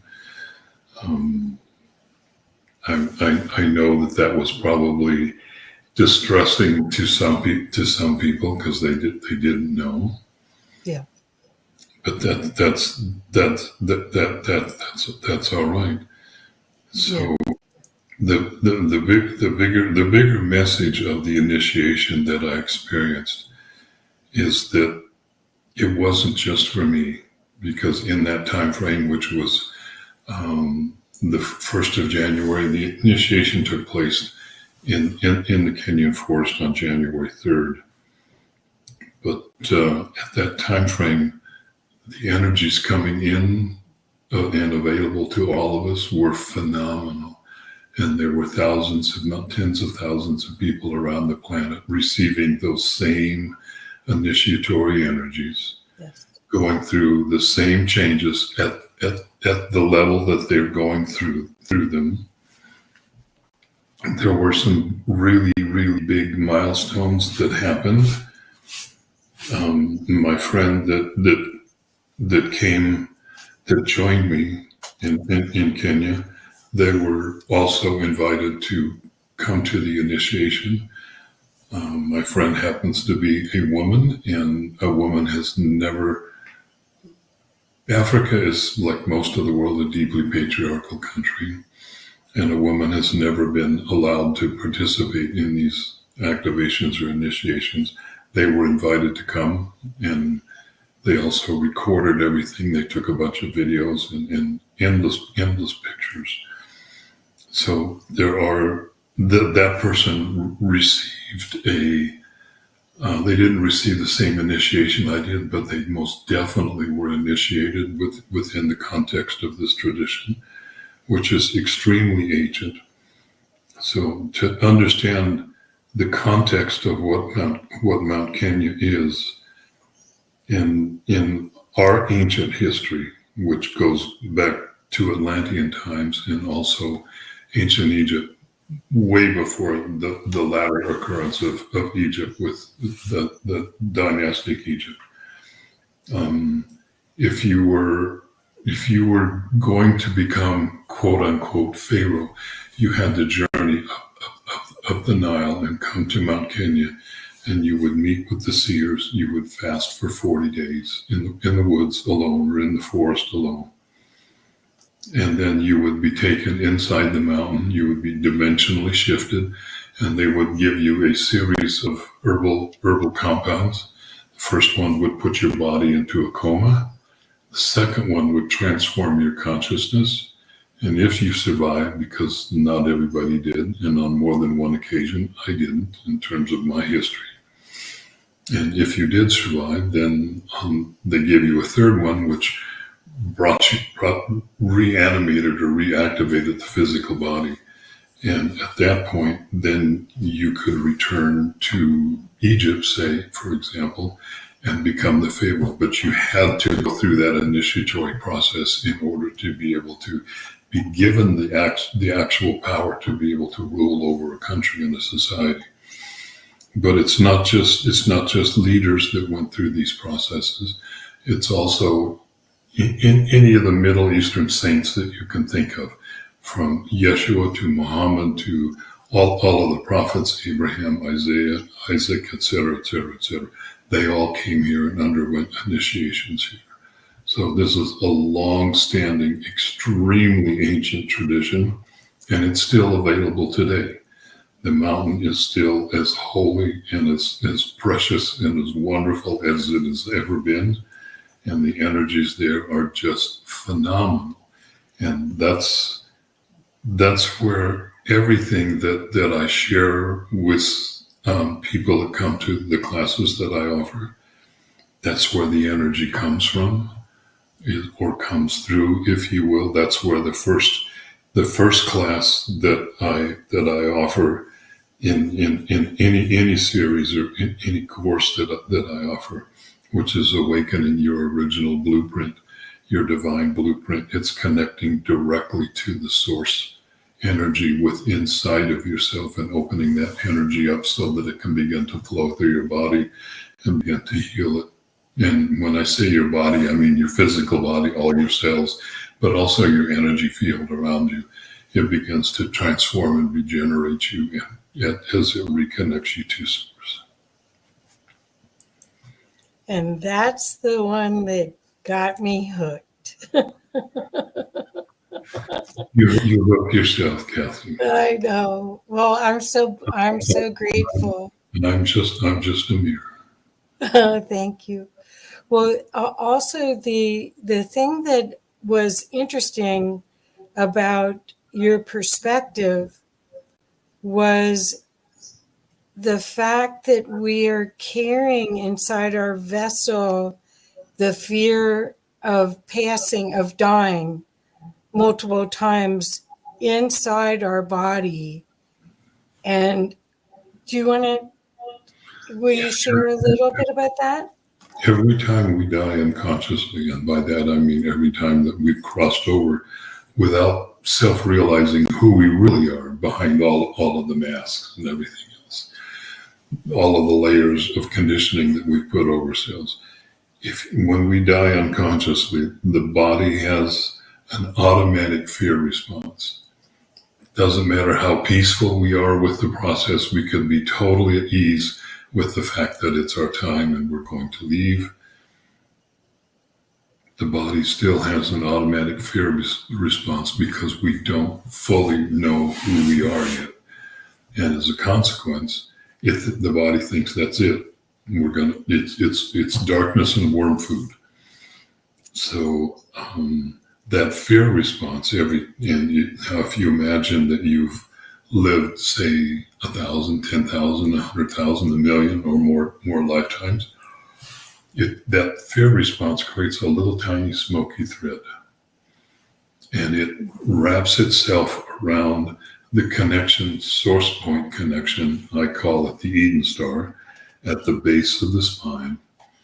And over the course of innumerable lives, it forms a ball, like a really tight ball of yarn wrapped around it, and it chokes off the basic forces there. And the first activation is designed to open that up. And then once the connection has been opened and the energy begins to flow through, then we work for a little bit to consciously direct it so that we know how it's working within the body. And then we take a major inner journey to be able to deeper activate what the template is inside of you.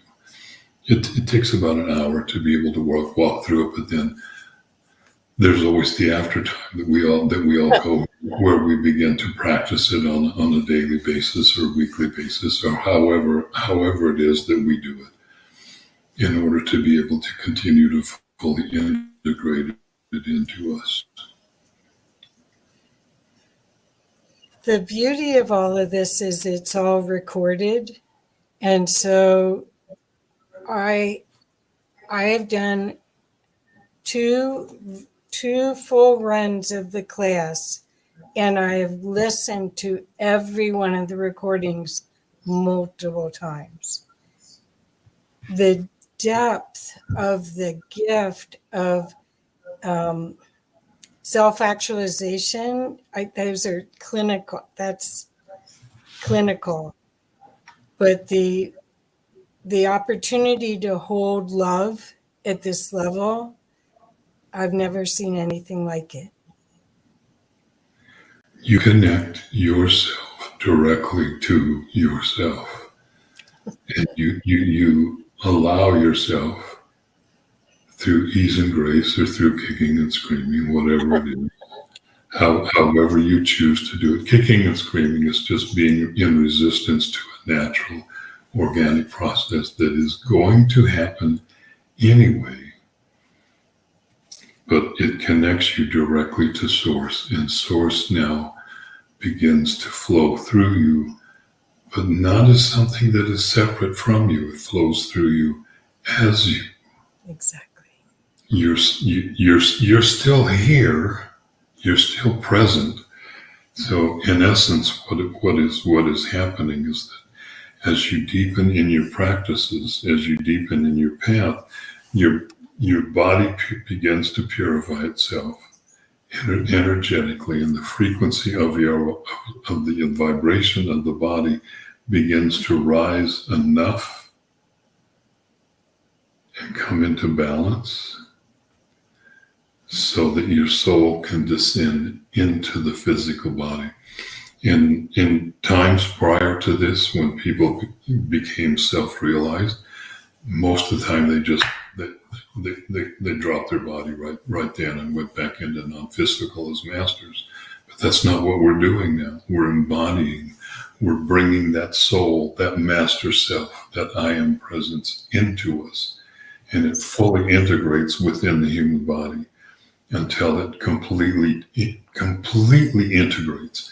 And it's not the denial of parts of us. It's not David is going away. David is still here. But David is integrated and aligned with the frequency and the I am energy that comes through. And David, the impact that his inner self of who he used to be is less and less and less and less and less. Whoops. I didn't mean to do that. That's all right. What I find amazing is the capacity to be so authentically who you are and love it. Because I find so many practices don't really, it's all head work. It isn't existential. This is embodiment. It's soul body fusion or light body fusion, or in your case, you would say diamond. Do you agree? Well, there, like your previous guest was speaking, or the previous presenter was speaking. There is a component here to reconnecting to the earth, but not in the way that we've thought of before. It's reconnecting with the elements, with the elemental beings, the fae, the fairies. It's reconnecting to this deep level of purity and innocence that we have all had. We all carry that within us. It's a part of us. It may be buried under multiple layers of we forgot to take the garbage out last week. It may be buried under multiple layers of trauma that we have experienced, this life trauma that we have experienced, multiple life trauma that has been passed down generationally from our ancestors. Sometimes it's through a portion of that ancestral line. It might be matrilineal, it might be patrilineal. But it's once we begin the process of clearing all of those layers out, and this happens so beautifully, organically. Sometimes it's more difficult for some people. Sometimes it's easier. Sometimes it's a bolt of lightning that wakes you up. Whatever it is, you remember who you have always been. And I promise you, there has never been a moment, not one, even a trillionth of a millisecond, that you have ever been separate from Source. It can't happen. It can't happen. Source is creation. And you are a part of that creation. No more, no less than any other part. But you are the entirety of creation. There's an old Chinese story about a man that died and met God, and God showed them that this person had been every single human being that had ever lived on the planet. And the person didn't understand it for a little bit, but what that really says is that everything is God. Everything is God. No matter what word you want to use, you can call it the creator, or like some First Nation people, you can call it grandfather, you can call it source. It doesn't matter. It's a word to describe the ineffable that cannot be described, because it cannot be encompassed or understood with the mind. It can only be understood through the heart. And the very essence of that energy is love. So, David, did you get a feeling for your initiation or pre-initiation about your role with the times, with the awakening? Because as we can see, people are, they're sleepwalkers still that will be awakened if they so choose. But there's a lot of people just starting on the path right now. Did you get any insights into your role? My work awakening? My work is still to continue sharing, to continue to be to hold presence, to continuing to be present in the current moment. I do some one-on-one work in sessions, not much, but I haven't done anything since returning around the 1st of February. And right now I have no plans to reinitiate classes or personal sessions. I simply don't have the energy to be able to do it. This interview for me, Kathy, is absolutely wonderful because it gives me a chance to be present again and to be able to speak. But this is about all that I will be able to do in terms of energy expenditure for the rest of the day. And it's just the nature of long COVID and the recovery space. The bigger picture is that all is well. Everybody is okay. We are making the shift as we are, and we're at a really, really big one right now with what is happening on the world stage. So I challenge everybody that is listening. Can you find that neutral place inside of yourself to where you're not judging one way or the other what is going on the world stage? Can you not make anybody wrong? Can you find that neutral place where you are just holding the love in your heart, the love of creation as it flows through you, not in judgment, because we are at a place where we actually have the opportunity to make a shift away from power. Power is what has run the world for far too long. And power always seems to find a way to, those in power always seem to find a way to abuse it in one way or another.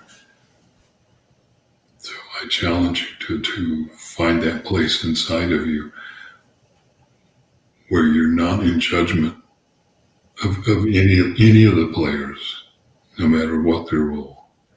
Over the term, the duration of your multitudinous lifetimes, we have all been and done the most horrible people and done the most horrific things imaginable to others, and had it done to us also. So we've all played the roles. We've all done everything, and that includes me too. I've done stuff that I'm not proud of, and it was not easy to look at, even in other lifetimes. But sooner or later, you have to you begin to remember that you're something that is beyond all of that. You're not any of the labels that have ever been able to define you or have been put on you. You are Source itself. You are creation itself. You are the universe. In its totality, that's who you are. And it's even much greater than you are the universe, because this is only one of a multitude of universes. So this is a really, really, really big time. There is this distinct possibility that we might be able to move past the old sense of what power is. Beautiful. And your voice is getting stronger. It is. When I first came back from Africa, I couldn't talk at all. I would talk, and then my voice would just all of a sudden just disappear. A little whisper, and you couldn't hear me. So the reason I was asking about this time was I know, and Susan Christensen, Grandmother Susan's on right now.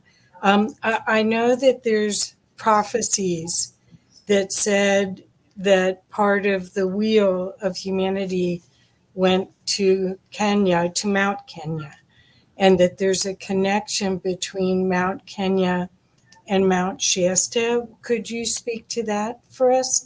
And if you know anything about the prophecies. So, prophesizing is really an interesting concept, because in order to do that, you're stepping out, moving forward in the timeline that we're on. and things are changing so quickly and so fast that what was almost right in front of you just a day ago, by the time you look at it today, it's changed already. So it's like driving down or driving into, say, Los Angeles or Chicago, where you're on some of those insanely huge freeways that are 10, 12, 14, 15 lanes wide. You have a lot of possibilities of ways that exits can be taken off that freeway. And as long as you're on that one big main freeway, everything is reasonably, you can reasonably predict what's coming. But the moment you take one of those exits, now all of those other possibilities are gone, and you're limited in this one. And they're changing constantly. As we, as a people, as a collective on the planet, as we make our changes, as we decide internally, it doesn't have to be conscious, but as we make the decisions, we're ready to wake up, and lots of people are in that space now. And lots of guides are going to be needed. And not that I don't want to give the impression that as a potential guide or even as a teacher that I ever feel that I'm better than anybody else, because I'm not. I just happen to be a little farther along the path. That's the only difference. And most of the people coming up now are going to wake up much faster than it took me, with a lot more grace than I went through. But that again is going to be up to each individual. So prophesizing is dicey. And as you can tell, if you look at the Old Testament prophets, it was also a very dangerous occupation. Or it could be a dangerous occupation, as in kill the messenger type danger.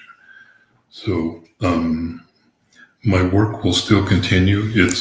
I'm still integrating the totality of the initiation. It's not quite complete yet. It may be May, June is what I'm feeling before it will be completed. I'll begin to have a deeper understanding of what it is. Others tell me who I am. I'm not willing or ready to speak of that yet. And I have acceptance of it, but I don't know how that's going to happen. It seems pretty outrageous, but that's okay.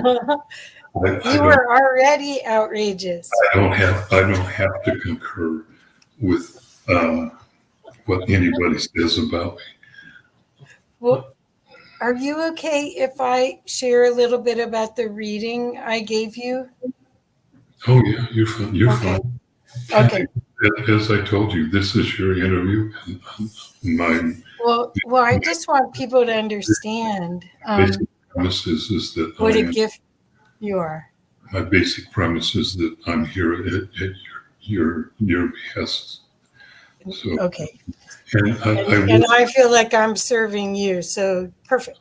I would like to comment though on readings. Most of us love readings. We love to hear things about us, and they usually come from outside sources. I'm really and truly not really one of those people. I'm self-sustaining from the inside. And if you can have this experience with me, if you choose to work with me or attend a class, I don't want anything from anybody. I don't need anything from anybody. I'm not looking for anybody to validate me, because I know who I am inside. And I'm secure is not the right word, but I'm very centered within that consciousness. So Beautiful. please You're modeling that for us. Please too. go right ahead. All I'm saying is the only authority to read you is really and truly yourself.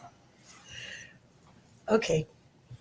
Well, I wanted to share because I wanted other people to, your voice is still not at full capacity. So if they are not reading the energy, that they have another layer of experience to validate the gift that you are, or the portal that you're opening for us.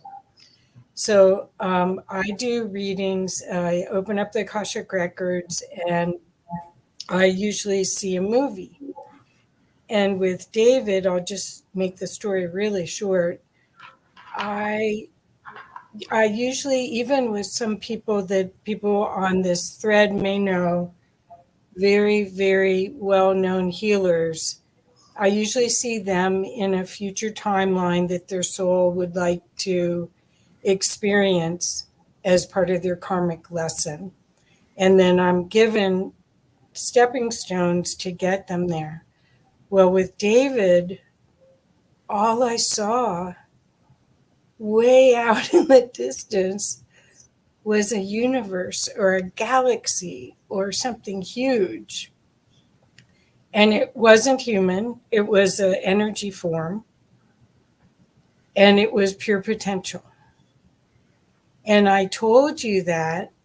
Do you remember what you told me about? Oh, so you said someone came to your house and you gave them a reading, and you told them to tell you when they left your energy field.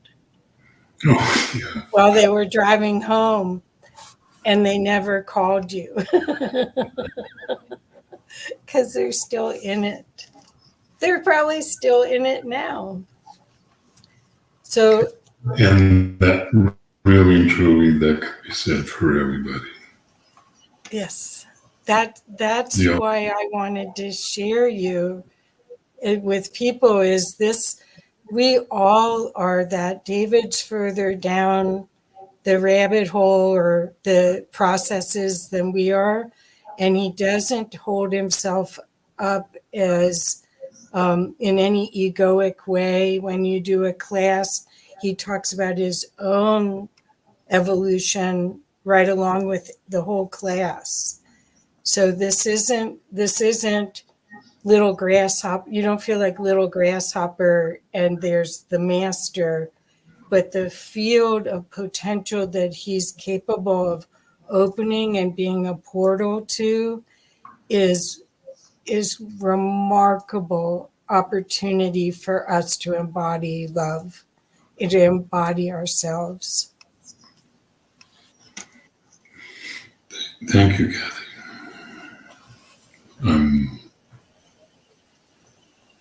I'm humbled. Thank you.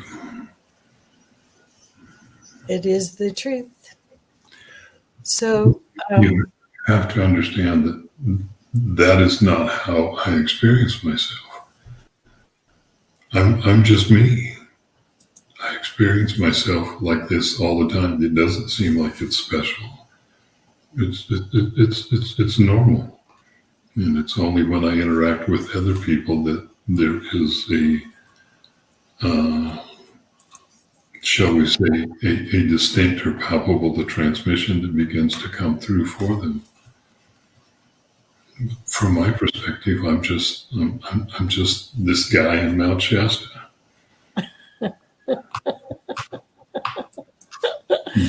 There's absolutely nothing special about me because there really isn't, because we're all that anyway. There's nothing different about me than you or anybody else. I asked this before, and I want to go back to it because grandmother Susan had said something, or you had said something about Mount Shasta and Mount Kenya. Could you talk about that a little bit? That's fine. We're good. It's beautiful. Thank you. Your sharing's beautiful. I know that I do this. I meander. In the first trip to Kenya in December of 2018, part of what was happening, not the entirety of it, but part of what was happening is that 3 of us were called. There were actually many others that were called, but 3 of us went.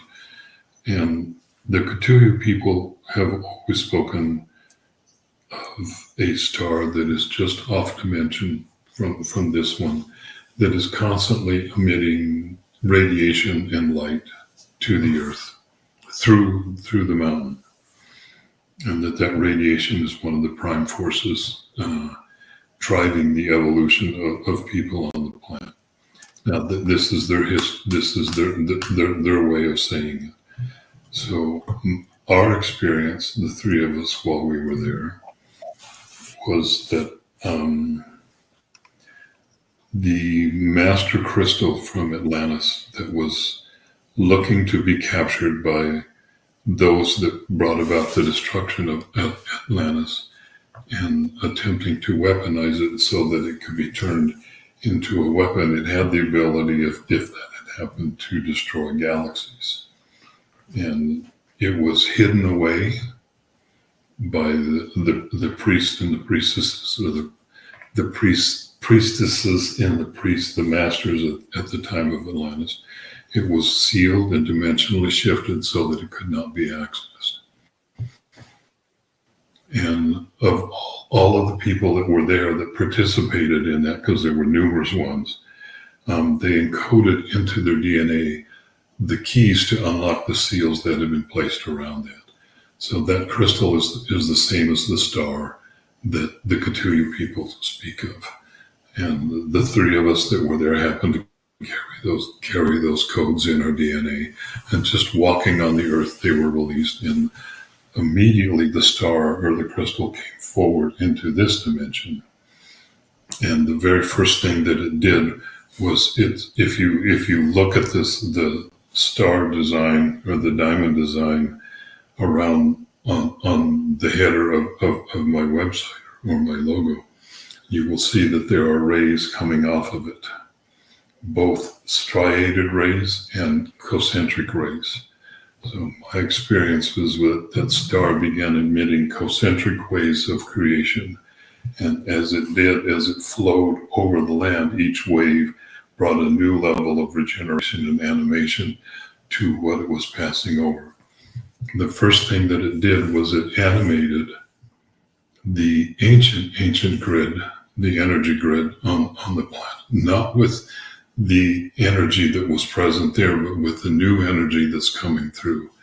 And the very first thing that it did was it sent a direct channel to Mount Shasta, a direct connection. And from there, from that point, then it spread out like a web. It spread out, connecting to all of the other really large, the really big mountains above 10, 12, 14,000 feet around the planet, and activating that original grid, which is constantly receiving this energy that is coming through, moving it around the planet, which then others pick up. That's not my work. Others pick up at that level, and just like a power grid, they step it down to where it's able to be received within the consciousness and the body of somebody without blowing all of their circuitry. That's what can, if you sometimes, if you wake up too fast, if you bring too much energy in all at one time, it can blow all of your circuits. And our mental institutions around the world are filled with some of the most incredible geniuses that have ever lived. They just woke up too fast and their circuits got blown. They still have all of the energy, they just can't function with it. So there is something to be said about waking up a little bit slow. It's like you don't go to a gymnasium for the very first time, not having been there in 5 years, and start trying to lift the maximum weights that you can right away, as many times as you can. You'll hurt yourself. It's basically the same concept. You don't want to put 220 or 330 voltage through your body when it's not designed to handle it. You need to build up your inner energetic muscles first. Perfect. And so surprisingly, I didn't know this for a while. There is a portal on Mount Shasta that goes directly to Mount Kenya, and if you find it, you can just stand there and look through it, and you'll see Mount Kenya. And then if you move to the side, you'll see Mount Shasta, and then if you come back, you'll see Mount Kenya. wow. Wow. Well, I did find the question that Susan had asked. There are prophecies that say the people at Mount Kenya are the keeper of the stone tablets for the Black people. Can you speak to this? Did you hear any of that story? Yeah. By the Hopi tradition, when they came through the portal in the sky from the third world into this world, all four races came through at the same time. And then the Creator gave each one of the races 2 stone tablets and sent them out in the 4 directions. The Tibetans have theirs in Mount Kailash. The Hopi have theirs, but they're very deep. They're deep in the Grand Canyon. The white people settled in. It wasn't Switzerland then, but they settled somewhere in the geographical area of what we now call Switzerland, that triangle.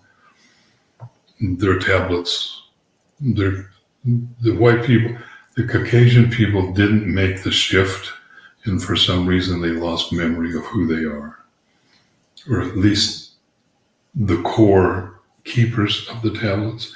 The tablets have been recovered. They were in a nunnery on the Swiss-French border, very high at altitude in the Alps.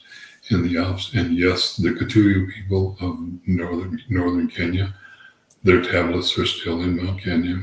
I've spoken to the seers about them. They are there.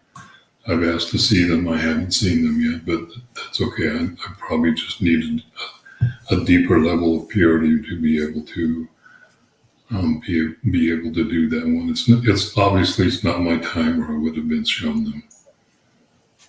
Perfect. Okay. So another. They most definitely are there.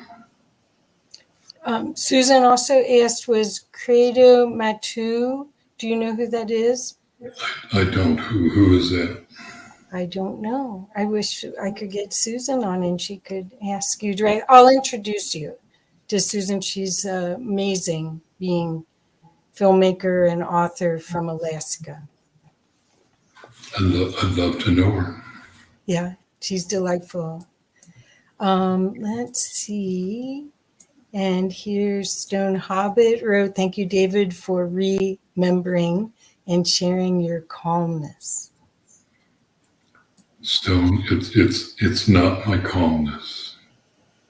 It's not the calmness that you feel. It's the presence that who we all are, and it happens to be calm. I always want to acknowledge that it's the presence of Source, and it is literally who we all are, and therefore it's available to all of us. Yeah, so Susan's saying he's a seer from there, died recently, can't wait to meet David. So I'll introduce you. So, Susan, I'm sorry, I haven't heard from you. It's since the British invaded, and I can't even say that they colonized because they didn't. They invaded Africa, they invaded Kenya, and as with every place where colonization or the invasions happened, the first thing they did was overpower the people through force, ban their existing traditions and practices of their spirituality, impose Christianity on them, and then steal their land. That's the pattern that they went through. So most of Kenya is Christian. By far and away, the vast majority of Kenyans do not know this knowledge or this awareness of what is really precious about Mount Kenya. Even the Kituyu people, which if you're in the closest city to them, because there are cities all around the mountain, you'll meet very, very few people that actually have an awareness of what they are in the presence of. That's so symbolic of our whole existence, that the people being asleep to what the gift is here. That's so symbolic. So, David, I'm sorry. I'm afraid we are, I think, out of time. I don't know. Is Omar, are you around? I see your screen, but I think, is there anything else that you would like to share Yes, before we conclude? I have no awareness right now of when I'm actually going to begin to offer classes or sessions again. But if you go to my website and there will be a pop-up window that comes on any page that you're there. Just sign up for my mailing list, and then as I begin to get a sense of when I'm going to be able to offer classes again, then I'll send out broadcast emails and let everybody know in plenty of time to be able to make the decision and look at what is there to see if that actually works for you.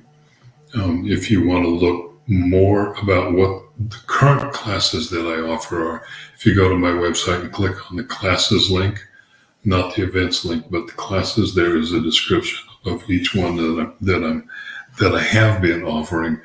But I can also promise you those are going to change. Everything is going to be a little bit more expanded. I can't wait.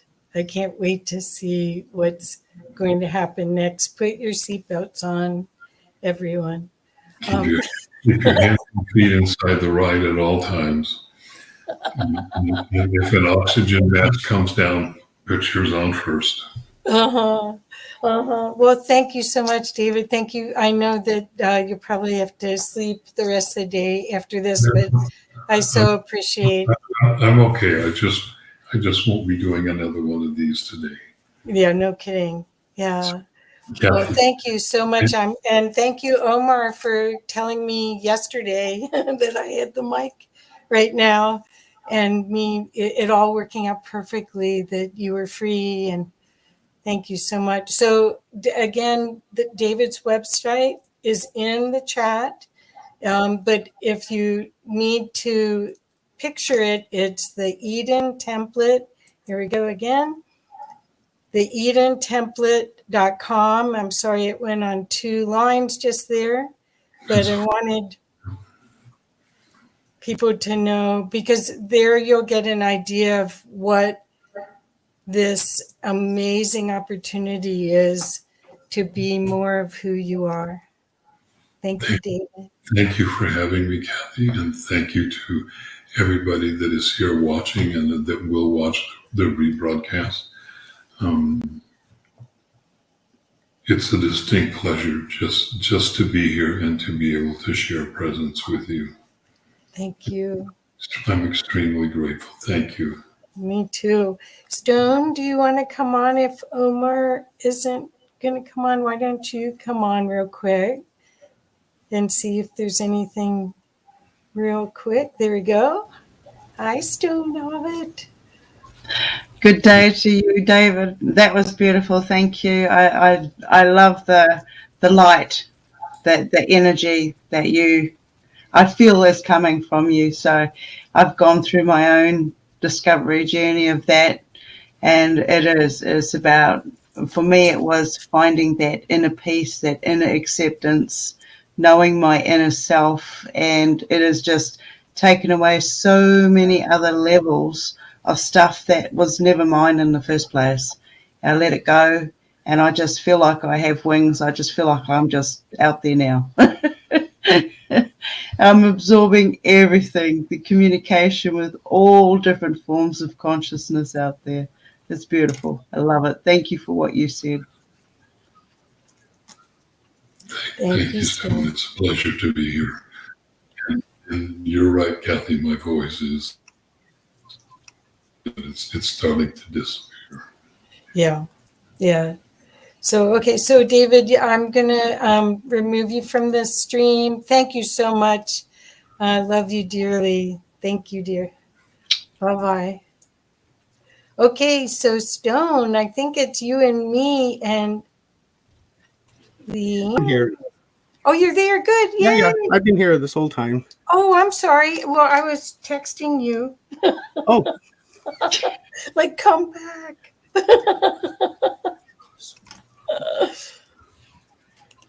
So there you are. Hi. Turn on the light. Oh man, this light kills me. There be light.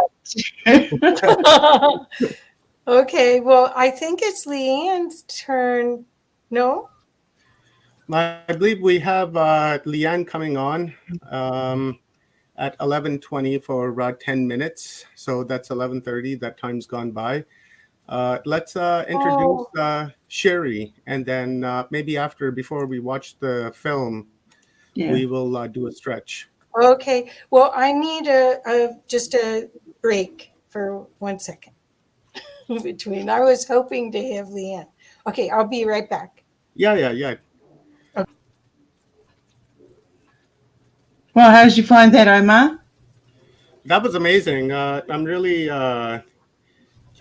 interested in Mount Shasta, and I'm trying to figure out, as to like what makes it a hot spot, right? Like what makes this Mount Shasta so important. I myself have never been there, right? But I've got a lot of friends who have been there, and they've always come back and told me great stories. And I hear them on the internet through chat messages and things like that. But I can never really fully understand, the kind of the spiritual connection, the conscious connection behind Mount Shasta, right? And then I think that's something that I'm just going to have to discover on my own, because I've heard just so much, right? It's kind of the same thing as like Skinwalker Ranch, right? It's the same thing. I need to have a better awareness of it and try to figure out what it is, because I know that there are sacred sites around the planet, and that there are portals, and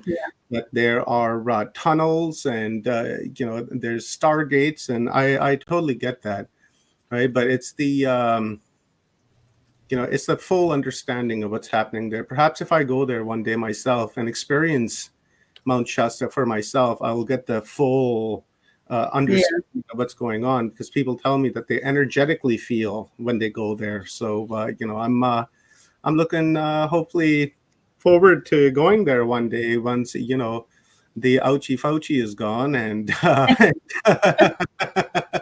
True. right. I want to keep this temple clean, right? And I don't need to be infiltrated with anything, including meat for that sense, because food, not friends. What an amazing morning we've had so far. From Renata's back to Mr. Maria, that was amazing, and I totally enjoyed it. And what a nice flowing tempoed energy we're having here on day 11. And it seems like everybody's like really calm, right? The first day we were very excited, and then excitement just built and built and built. And I find that the energy today is far different than yesterday, and I'm thinking it's because people are feeling like this right now, right? We've had a lot of great uploads, and our mind is just fully loaded, and it's processing in the background like you're uploading like 100 gigabyte movie or something, and then you get that slow circle going, right? I think that's what's happening. And Rob was perfectly he had a perfect point this morning that tomorrow should be the day of rest for everyone, so that we can, process and understand what we've learned, because this is not over yet, right? Like this is not over by any means. Yes, the 11 days have come to an end, right? But starting in just a few more days after we take a well-deserved break from this, I'm going to go back to the top of the list, and right from day one, from the first person on, I'm going to bring them back onto the channel and, have an hour and a half, 2 hour discussion with them about their upload that they gave us, so that we can understand it at a much, much deeper level than we can in like this 1 hour period, right? That's the constraints with events, that you get 1 hour to come on and speak, and, you hardly get to dive into questions and such, right? So it's like on and off. So I thought that the best thing to do is do a follow-up on this conference, and for the next 122 days that's kind of what I'm going to be doing. And every time I do a talk and an in-depth talk with one of the speakers, I'm going to write an article and I'm going to put that up on my website so that, for those that don't like to watch videos and such, they can read it. And I'll take the transcript and put it in there as well. So for all the readers out there, they can do that. And for all of the watchers, right? Watchers, right? They can watch the movie, right? Or this. Well, that's what really it is. It's like an ascension movie, 11 days long, 11 chapters. So yeah, what do you think, Stone? Oh, I think it's been absolutely fantastic. I mean, listening to probably Renee, I think her name was, with the animal whisperer, absolutely fantastic. As you're aware, I'm surrounded on this farm by a diverse amount of different types of species, from insect to cows, sheep, eels, the whole gambit of it. And after a while, you see their patterns, their behavior, the communication between each other. And I found myself mimicking their behavior when I go to communicate with them. And when she was talking about her horses and the communication and how they work together in like one mind, keeping, spreading that wellness between all of them, knowing when another one is sick, this sort of reminds me of like elephant behavior or hippopotamus behavior or whale and dolphin behavior. And I see that in these animals on the farm, like the possums. And when I interact with cattle, I can go right up to them and, put my head against their head the same way we do with the horses and communicate. I can play with them and chase them around the yard and they do the same to me. It's like there is that bond, there is that connection. Once you release all of this false evidence appearing real and see that there are these forms of communication, so many avenues open up. And then with the next guest, and we have this calmness, we have this, he's found his inner self. And what a fantastic journey, what an amazing gift. I mean, we're all on this wave, and we're going to have different pathways that we take to get to it. Through this process so far, I'll be real quick, through this process so far, I've met so many wonderful different experiences, and none of them are alike. They all have something different that they've found along their journey. And I've found that there's, some of them don't have interactions with ETs or other entities, but they've come to the same point, same conclusion, same findings about their inner self. And it's the same as trauma. Some haven't gone through it, but they've still come to the same point. So we're at a really massive crossroad of information and energy and releasing. So I agree with you. Resting tomorrow is going to be good for all of us.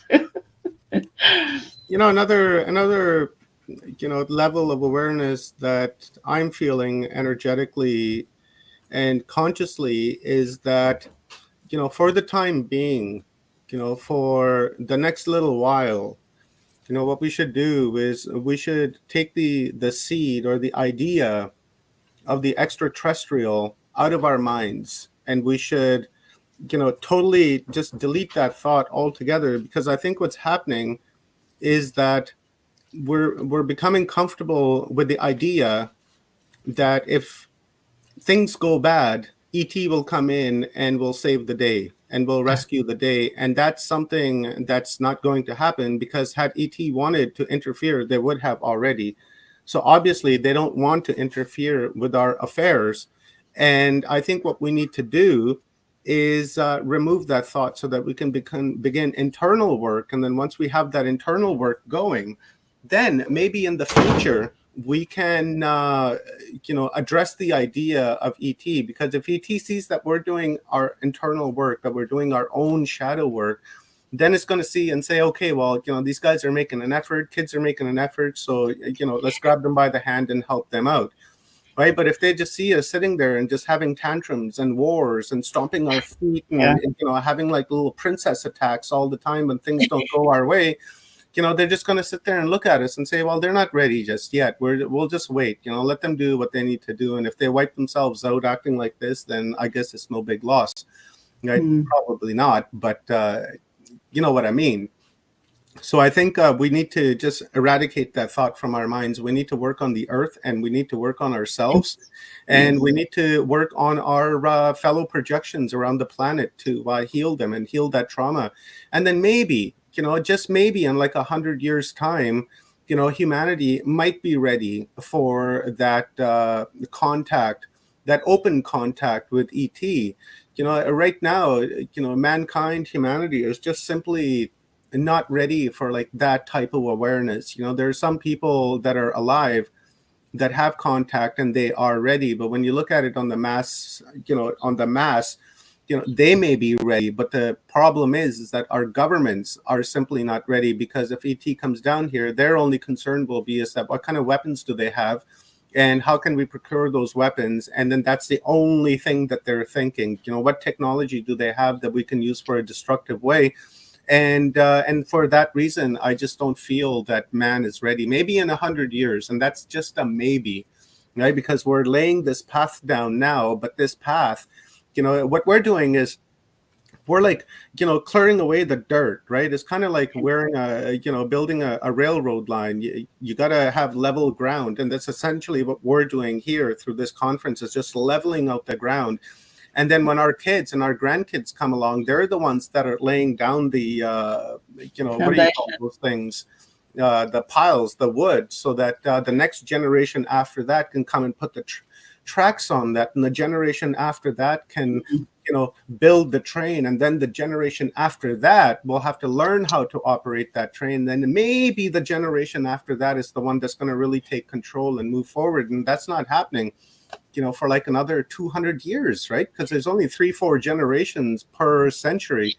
We have a long ways to go. But this memory, this everything that we've learned, and this awareness that we have within this conference, and what we've learned before and what we're going to learn after, has been added into the zero state memory, so that we can remember this in the future and come back to it and say, yeah, I remember having this awareness, so I understand that.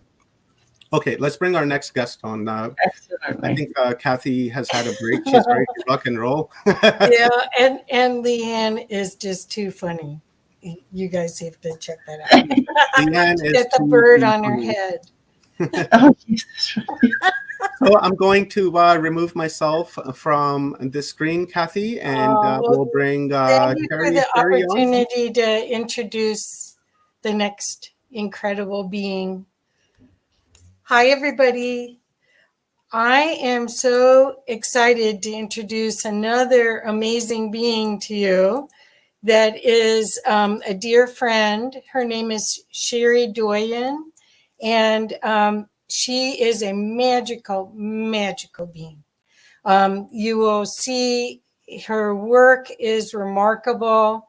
It's thorough. It works. It's brilliant, actually. And she has pushed through all of her history to create it. So hopefully we'll hear more about that, because her story could help you in so many ways. Sherry Doyen is a researcher and founder of quantum therapeutics. Quantum therapeutics is a new modality with proven results for rapid relief from the quantum entanglement of childhood PTSD, and disassociation. Sherry is a prolific author. Her newest literary works include The Chronicles of Tigua, which chronicles the journey of a highly sensitive, highly magical child immersed in a world of sex and violence. Turn illness into brilliance is what her talk is going to be today. And it takes us deep inside the quantum entanglement of childhood PTSD and the amazing quantum abilities trapped inside mental illness labels. And with that, welcome, Sherry. Hi. Hello. Hi, Kathy. I'm so glad that you could join us here and explain your magic. Your work is amazing. Thank you. Thank you. I am super excited to say that we are going through a huge expansion, and we are finding the process to be duplicatable. So we're training therapists and psychotherapists and coaches. I'm just so excited to get it in the hands of people that are out there changing the world, because I'm super passionate to say that, like, I believe that those that are entangled in CPTSD are the highly magical people. Yep. And when they can understand, it's like Harry Potter in the beginning when he's blowing shit up around him, you know? And then there's like a realization of like, oh wow, wait, I'm doing that. How do I gain control of that? Right? And that is something that's happening very rapidly for my people, where that's just suddenly turning the bus around. I call it the baby Buddha, and you know, they're standing in a world of creation, right? A world at a time where they can use their magic rather than it you turning back on them, right? So one thing that happened along my journey is I kind of hit a road where my final psychiatrist just waved his arm at me and said, I don't know how to help you, but you're not in there. And I said, well, what does that mean? Right? What does it mean to not be here? And he said, I don't know. And that quest has taken me around the world and back to understand what does it mean to not be in here in a real, literal way, right? I believe and I see everything as circuits, right? Our astral body is the energetic version of our physical body, an energetic duplicate, right? Our astral body is the home of our soul, which is the duplicate of our physical heart, right? So when we're not in here, we're literally not in here, right? Now, in the psychology world, right, we talk about fragmentation, but what is it that fragments, right? Your astral body has to fragment to be released from the physical body, or your body would be dead, right? Now, when we think about that crossing over into the spiritual world, that's an out-of-body experience. That's something people try to learn to do, right? Now, what's the difference between dissociation and an out-of-body experience? Fear. That's it, right? So I've witnessed clients of mine having a drop attack, right? They call it a drop attack. Some go into seizure activity, right? What is that? You know, think about a person who goes into channel, right? Because they're leaving. Same thing, right? Karma and the cycles of PTSD, the same thing, right? We got to stop thinking in these separate avenues, right? A person lives within 5 layers of being, right? We live behaviorally, spiritually, mentally, energetically, right? And physically. And to be in integrity is for each one of those and each one of the systems within those to be operating as one. Eye of the needle, right? We have to have that to be able to be in connection at all times, right? Now back to that astral body. Even air has molecules, right? So anytime you divide anything, we're also dividing the molecular matter of that something, right? So that being said, we got this amazingly, highly sensitive, magical being plopped down in a world that is absolute chaos, right? All their magical senses are ablaze, and they're looking around, nothing makes sense, right? Boom, they get hit, they're out, fear. Now, what's crazy is Einstein claims that with a force of nature strong enough, that we can fold time back in upon itself, by which creating a loop, right? What is more pure and more pointed and stronger than the survival magic of a child,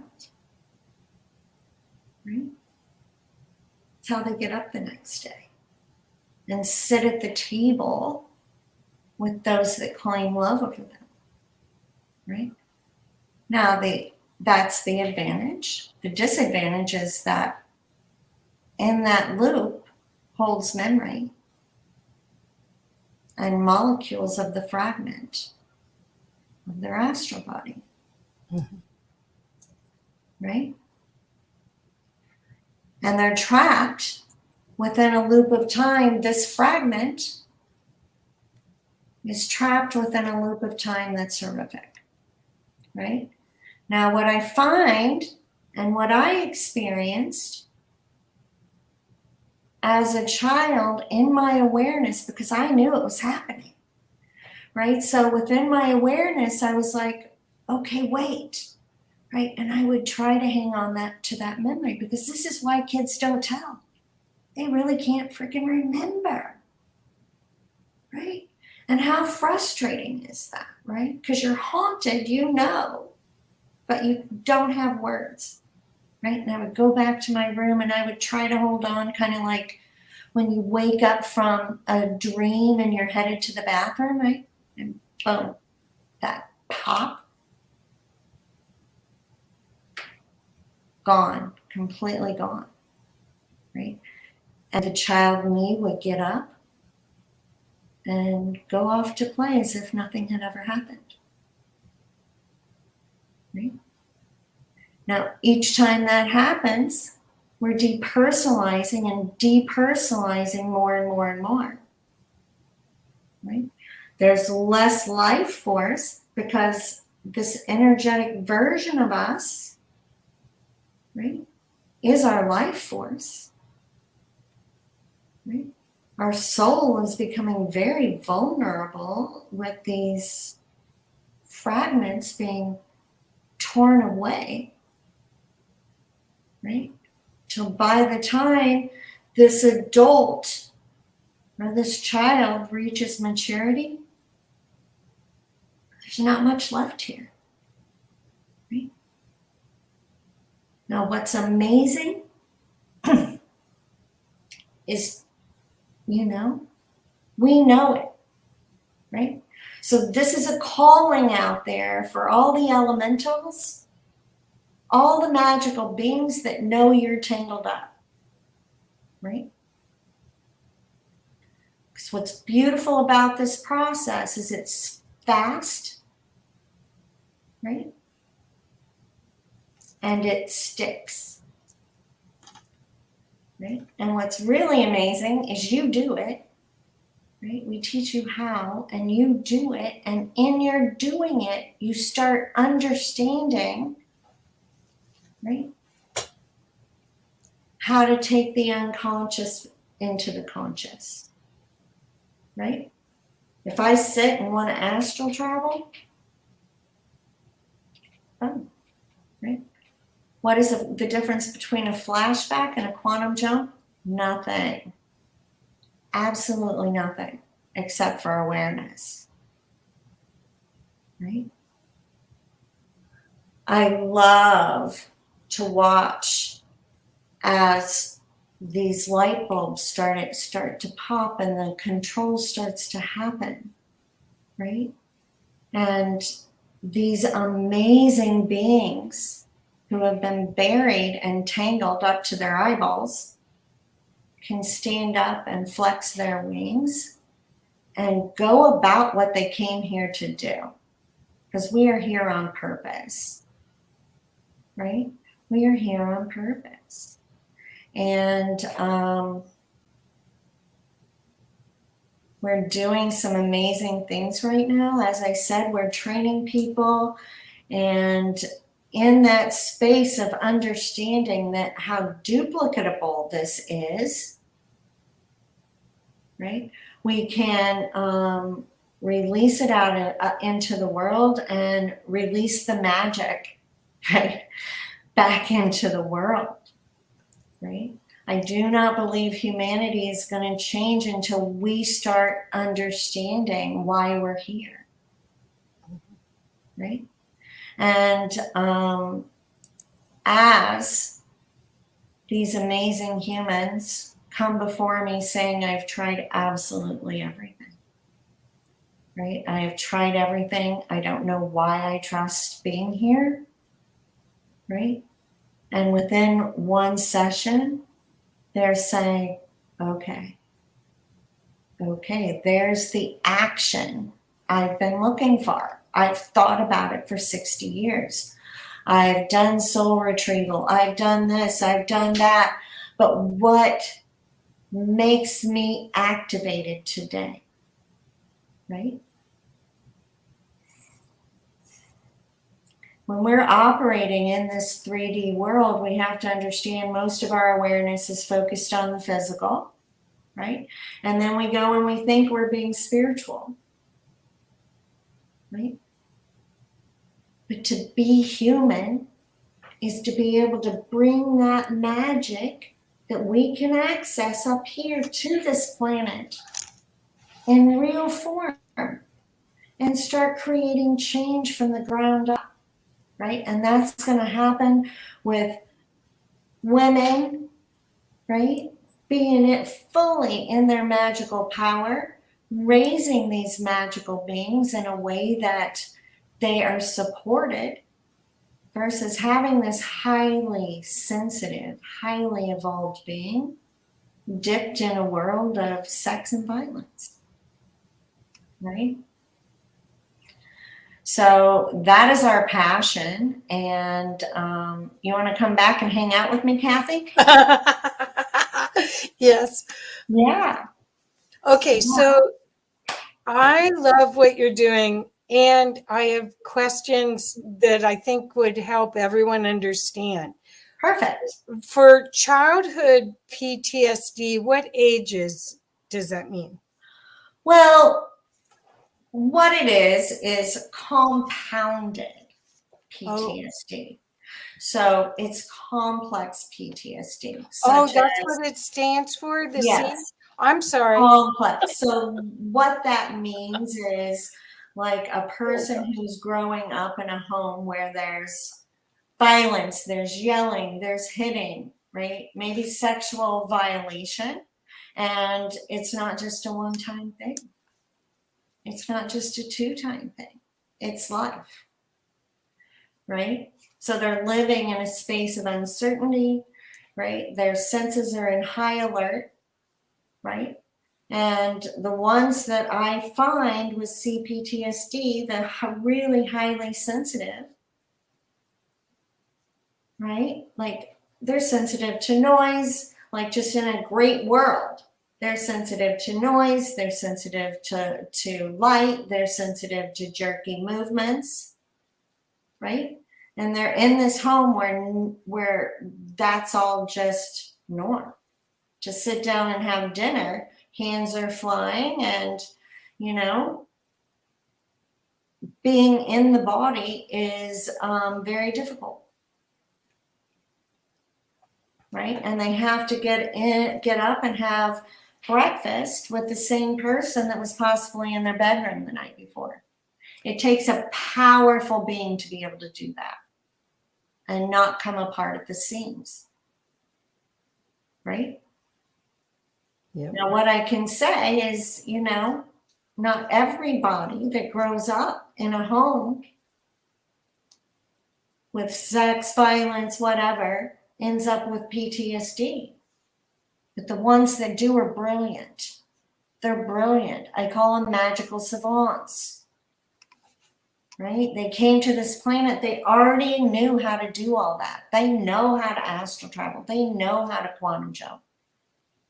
Right? They know. They know how to read your mind. They know how to read upstairs or tomorrow, because that's what keeps them alive. Right? Yeah. Well, It's amazing. these people are magical. Most of them, once they've come to terms with their gifts and they embody it again, they're capable of creating at a really high level. Would you agree? Oh, they're, you know, and what's cool is this is really rapid, like 30 days or 90 days, right? Like 90 days, boom, you're clean, and we're walking you into building blocks for the future, right? Because by the end of that 90 days, people are on purpose.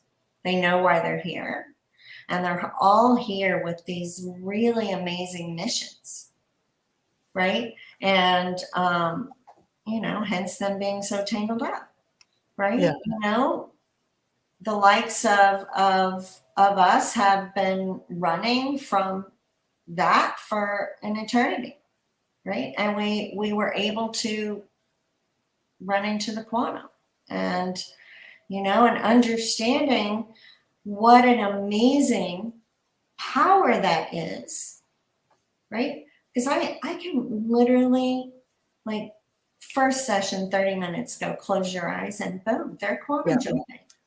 I've watched you. Yeah, and then you'll come back and go, whoa, that's, whoa.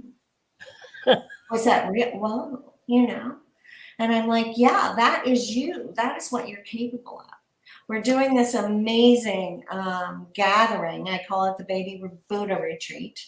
And we're gathering in Mexico. I spent 6 months in the crater where the meteor hit the earth that wiped out the dinosaurs, right? So elementally, I was up on the mesa in New Mexico for 5 months, and then I traveled and, you know, through all the elements over the last year, and came back, and we're gathering up the elementals.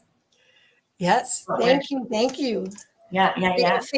Fairy godmother. Yeah. So this retreat, which, you know, it's only, you know, I believe, you know, healing comes in 2 phases. There's, you know, cleaning up the debris, and then there's what I call baby Buddha.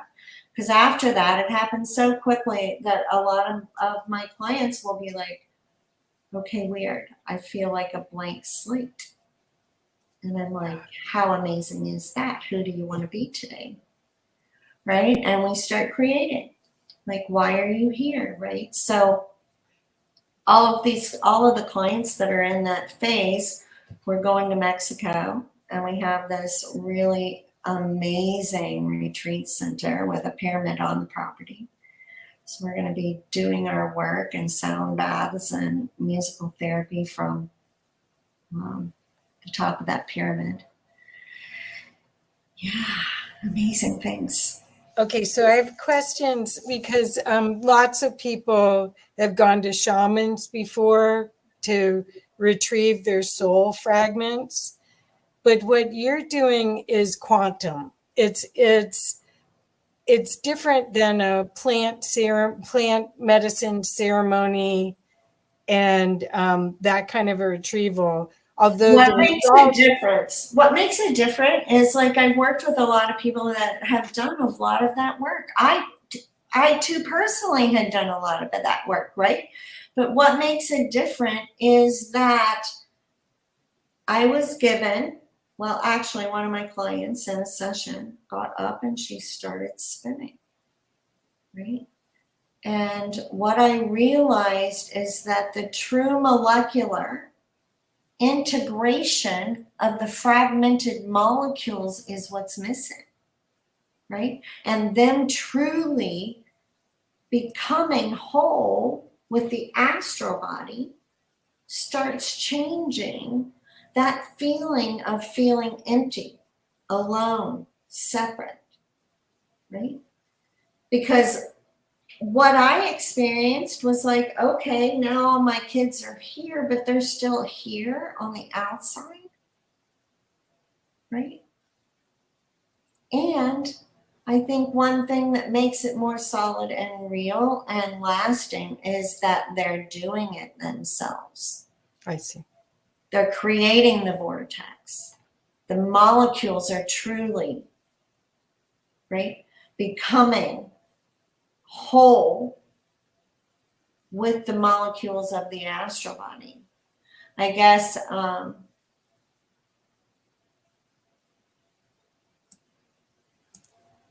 what I needed and what these folks by this point need is an action, right? And they need to do the action, and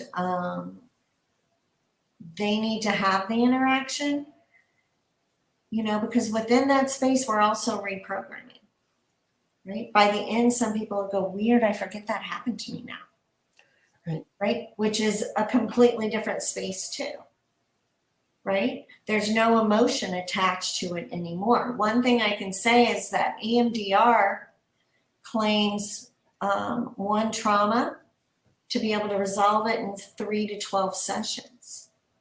We claim 1 to 3 traumas per session. Wow. It's fast. Yeah. And it's not about the emotion, right? I believe there's every spiritual teacher on the planet has told us we need to depersonalize and detach from emotion, right? It's gooey, it's sticky, and it's not real, right?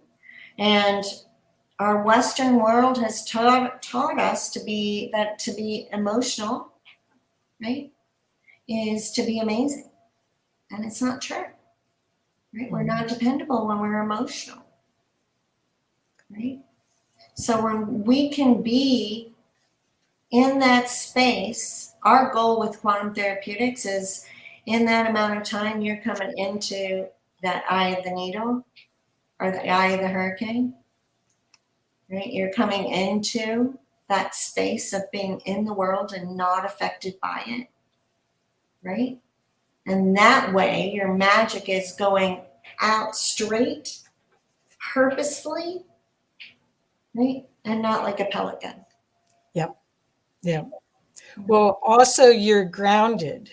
That's the main thing that I've seen when you've worked with people. They were not fully in their body.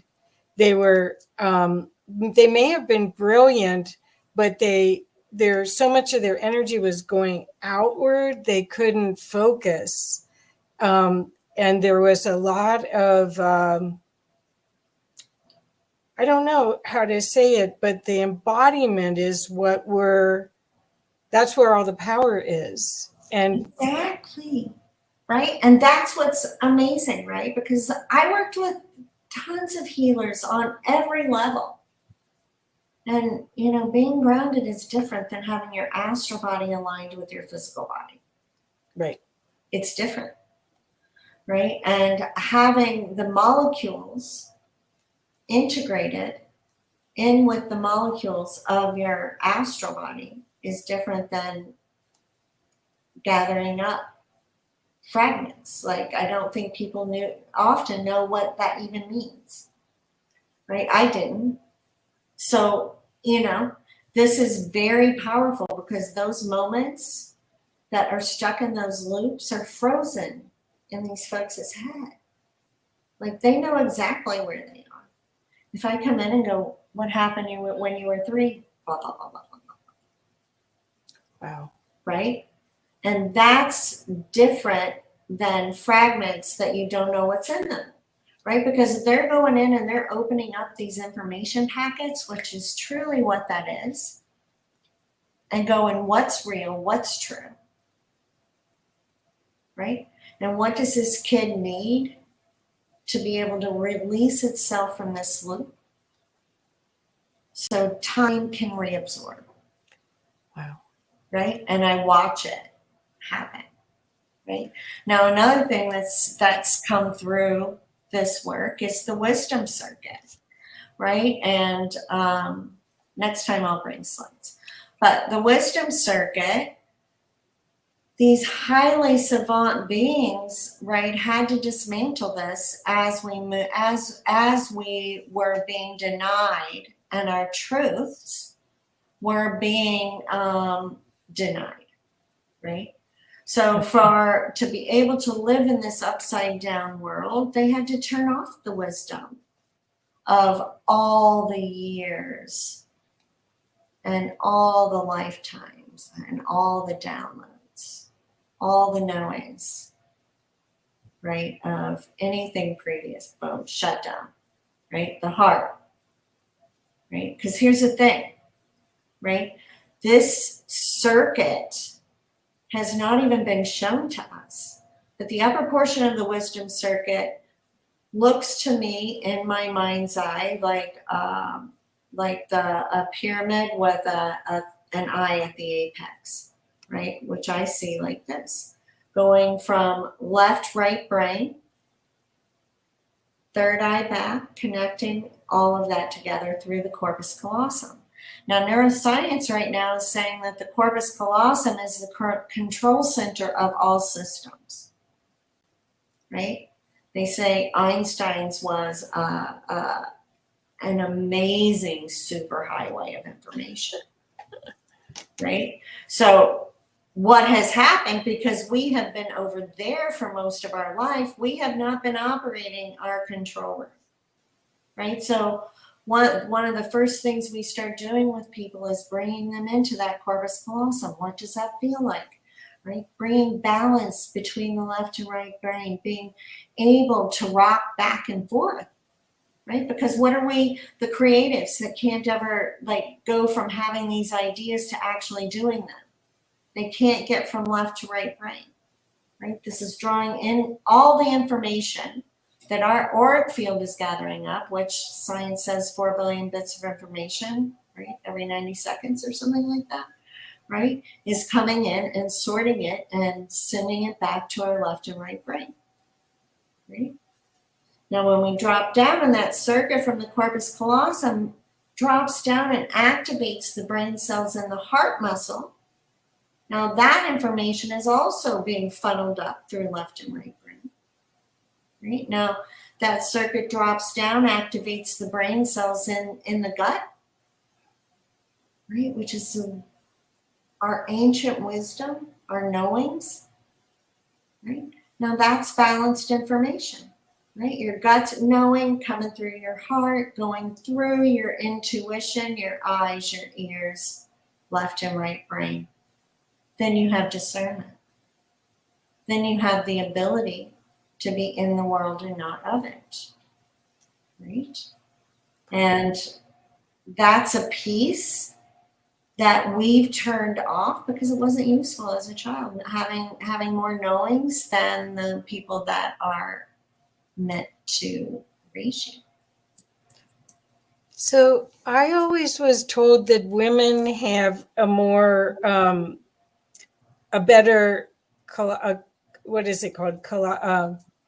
It is women are more easily connected into that, right? We were born to be creators. Well, I thought physiologically we have more connectors on both sides of our brain. The corpus callosum is bigger. Yes. Yes. So are you finding that your work works faster on women absolutely. than men?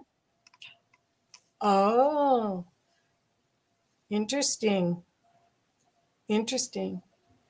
What I'm so excited about, age doesn't matter either, right? I've got people that are in their 70s. What I love right now is we're really gathering people in their 30s, which, I mean, game on. Like, I don't have to convince them of anything. Like, they're just like, tell me, right? I had this brilliant young man come in, and literally his IQ right, is one of the highest that has ever been tested on an adult in our area. And, you know, his brain was just eating himself up, right? He couldn't put action behind his thoughts. His thoughts were coming in so quickly that, you know, just everything was dispersed and in chaos all the time. And, you know, he was having seizure activity. And to sit with him today and see his life in complete control. And he is on fire about making sure that the world knows about quantum. And so he actually created all the videos that are on our site. And he's a videographer and marketer. So we're very excited. A lot of amazing things are coming. Yes, we absolutely, I'm seeing this question about blackened out missing time. Again, those time loops, that's where that is. So we recover memory and missing time every day. And I laughingly say that, you know, as adults with all the amnesia and all the time loops, we're living in this scotch-taped version of who we are. Yeah. Right? Yeah. We don't really know. Right? We don't really know what's trapped there. We're kind of haunted by it. Like, I mean, when I was younger, like constantly asking my mother what happened to me when I was a baby. Something terrible happened to me when I was a baby. What happened? No. So like that knowingness being denied, right? Finally, in my late 30s, she's like, yeah, something really bad did happen to you. Your dad almost killed you. Right? Blah, blah, blah, blah, blah. My first out-of-body near-death experience. What's the difference? Nothing. Right? Nothing but the amount that you leave behind. It's the only difference. The amount that you leave behind. Another level of brilliance in these children. Right? Because they're able to walk around as this is happening. Right? And leave enough, know how much to leave behind to keep this operating. Sherry, doesn't everyone need to clear up their childhood trauma? I mean, I know I do, but I think it seems that they say from 1 to 7 is where you pick up a lot of your way the world works, or doesn't. Now, I do believe there is a difference. And right now, like PTSD is a big word, right? I do believe that we can have trauma and not have the karmic quantum entanglement of, you know, causing complex PTSD or PTSD, right?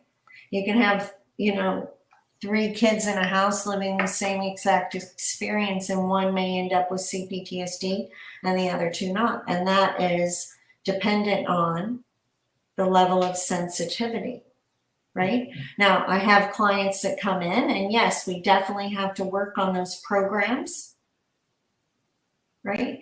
That are buried down in those early years. And the quantum process that we use helps us pinpoint those thought patterns and those moments in time where we can go back and make those shifts, right?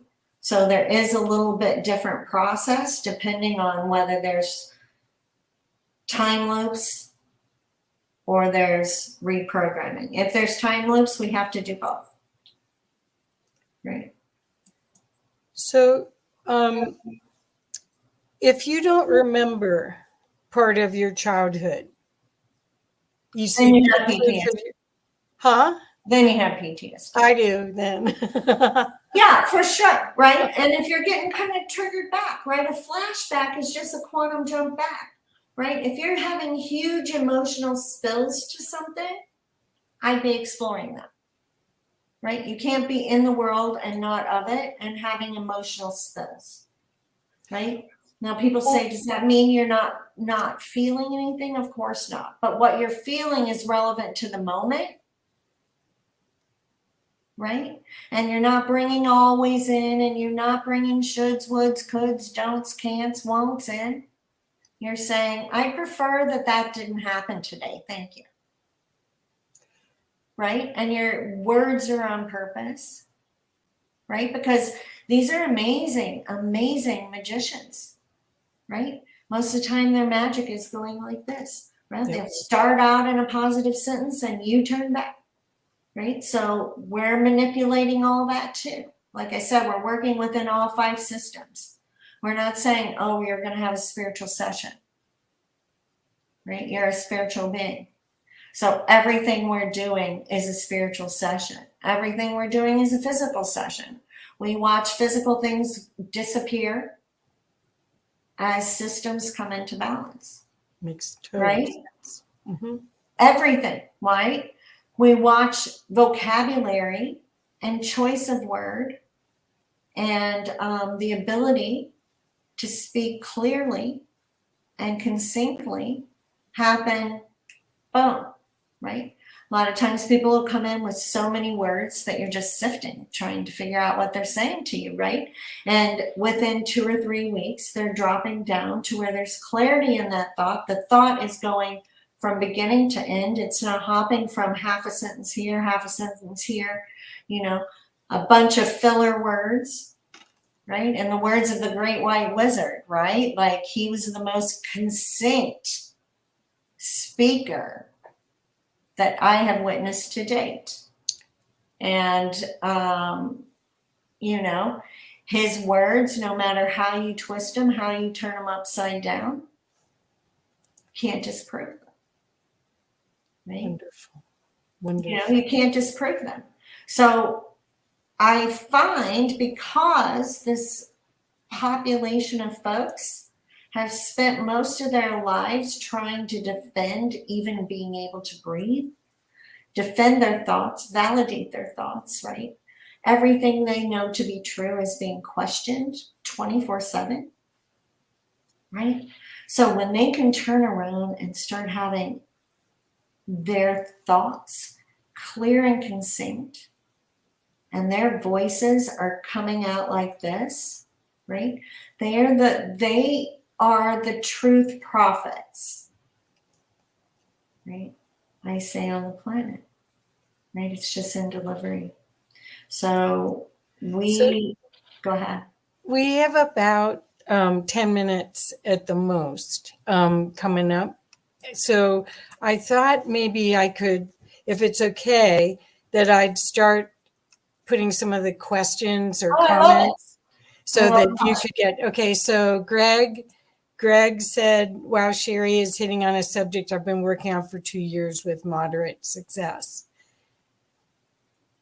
Well, you know, this has been a journey. This has been 12 years of research and traveling the planet and studying with shamans, studying with the Wayata. Like I have been everywhere under the sun. In New Mexico, I was with the Native Americans and the rock spirits and the fairies. And, you know, we were everywhere I went, like trying to bring that balance into this conversation so that it could be received from both sides, right? I mean, that's really our mission, is to walk down the middle and be like, I don't care where you're coming from. This is going to make sense. Yeah. Right? Yeah. Yeah. Well, this is partially for you and partially for Omar, but it's talking about shadow work. And I think that's what this opportunity, this time period that we're in, gave a lot of people an opportunity to work on their shadow work. And I guess for myself, like I really, and I work with those I work with to use growth-oriented language. And, you know, I feel that going into integrity and working on bringing ourselves into the highest, best possible magical being that we can be, right, is the highest thing we can do for the planet. And it's not, there's so much fear. There's so much fear. Well, I think it's shame too. I think that there's but on all sides, right? Yeah. You know, I've had, you know, even from the spiritual world, been shamed around forgiveness and different things, and I'm like, hey, walk in my shoes for a second before you talk about that, because it's probably a different conversation. And, you know, that's something that I think we, you know, in integrity, when we're reaching out, there is many different levels where people are accessing information, and we have to be on our toes around that, you know? well, the world is I, you know, this is such a powerful, to me, I don't believe this to be a scary time. I think this is the most amazing time. I feel so grateful that I'm here right now, because everything that's happened in my life so far makes sense, right? The world is changing, and it's only going to change with us, right? And it's going to change with us thinking about solution and growth and what could be different. And I'm watching it in our area. I'm watching physicians take over, and these organizations that are popping up, and they're like negating everything that is insurance and everything. And you watch, we're going to be doing that in a half a second. Yep. Right? We are going to have a center, and we are going to be doing exactly that in a half a second. Right? So to me, COVID, I traveled the world. It didn't affect my existence in one iota of way. okay. Okay. So this is what Greg said. Humans have been in an abusive relationship for thousands of years. We're not bad or sinners. That's the religious archon program used by religions and control structures. We are waking up to this. I think our souls chose this journey, this lesson. Do you agree with that? I'm here absolutely on purpose. My clients are here on purpose. And I guess I see it more as a build, right, than something scary. I think it's very exciting to say, okay, like, what's going to come out of this rubble? And we get to choose that. We get to choose that. And I'm excited for that. Yeah. Yes. Sometimes faster than others. It's the way. So everyone makes a change in their own way. People have been saying that we're making quantum leaps, and then some people like hear this Dorina saying, I think it's pretty scary. So we have people all over the board that are. I understand. You know, it's just like, I think when we remodel our kitchen, you get to the middle of that and it's unpleasant. But, right, the middle has to be there. And I guess one thing I can say from having lived the life I've lived, right? My dad almost killed me twice. I had 3 sexual abusers. Life, you know, I woke up most days not taking tomorrow for granted, right? Ever, you know, and I think that what I've seen is that on the other side of that, there is so much that comes, right? And in my mind, we have to shake for something new to come. And that's where we are. And while everything's shaking, I'm like, let's get in integrity. Let's get on purpose. Let's work on ourselves and bring the magic back.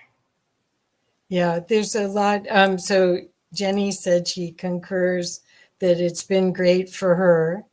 And Greg saying, what kind of modalities or exercises do you use in your practice? As I said, this is a brand new modality, right, called quantum therapeutics.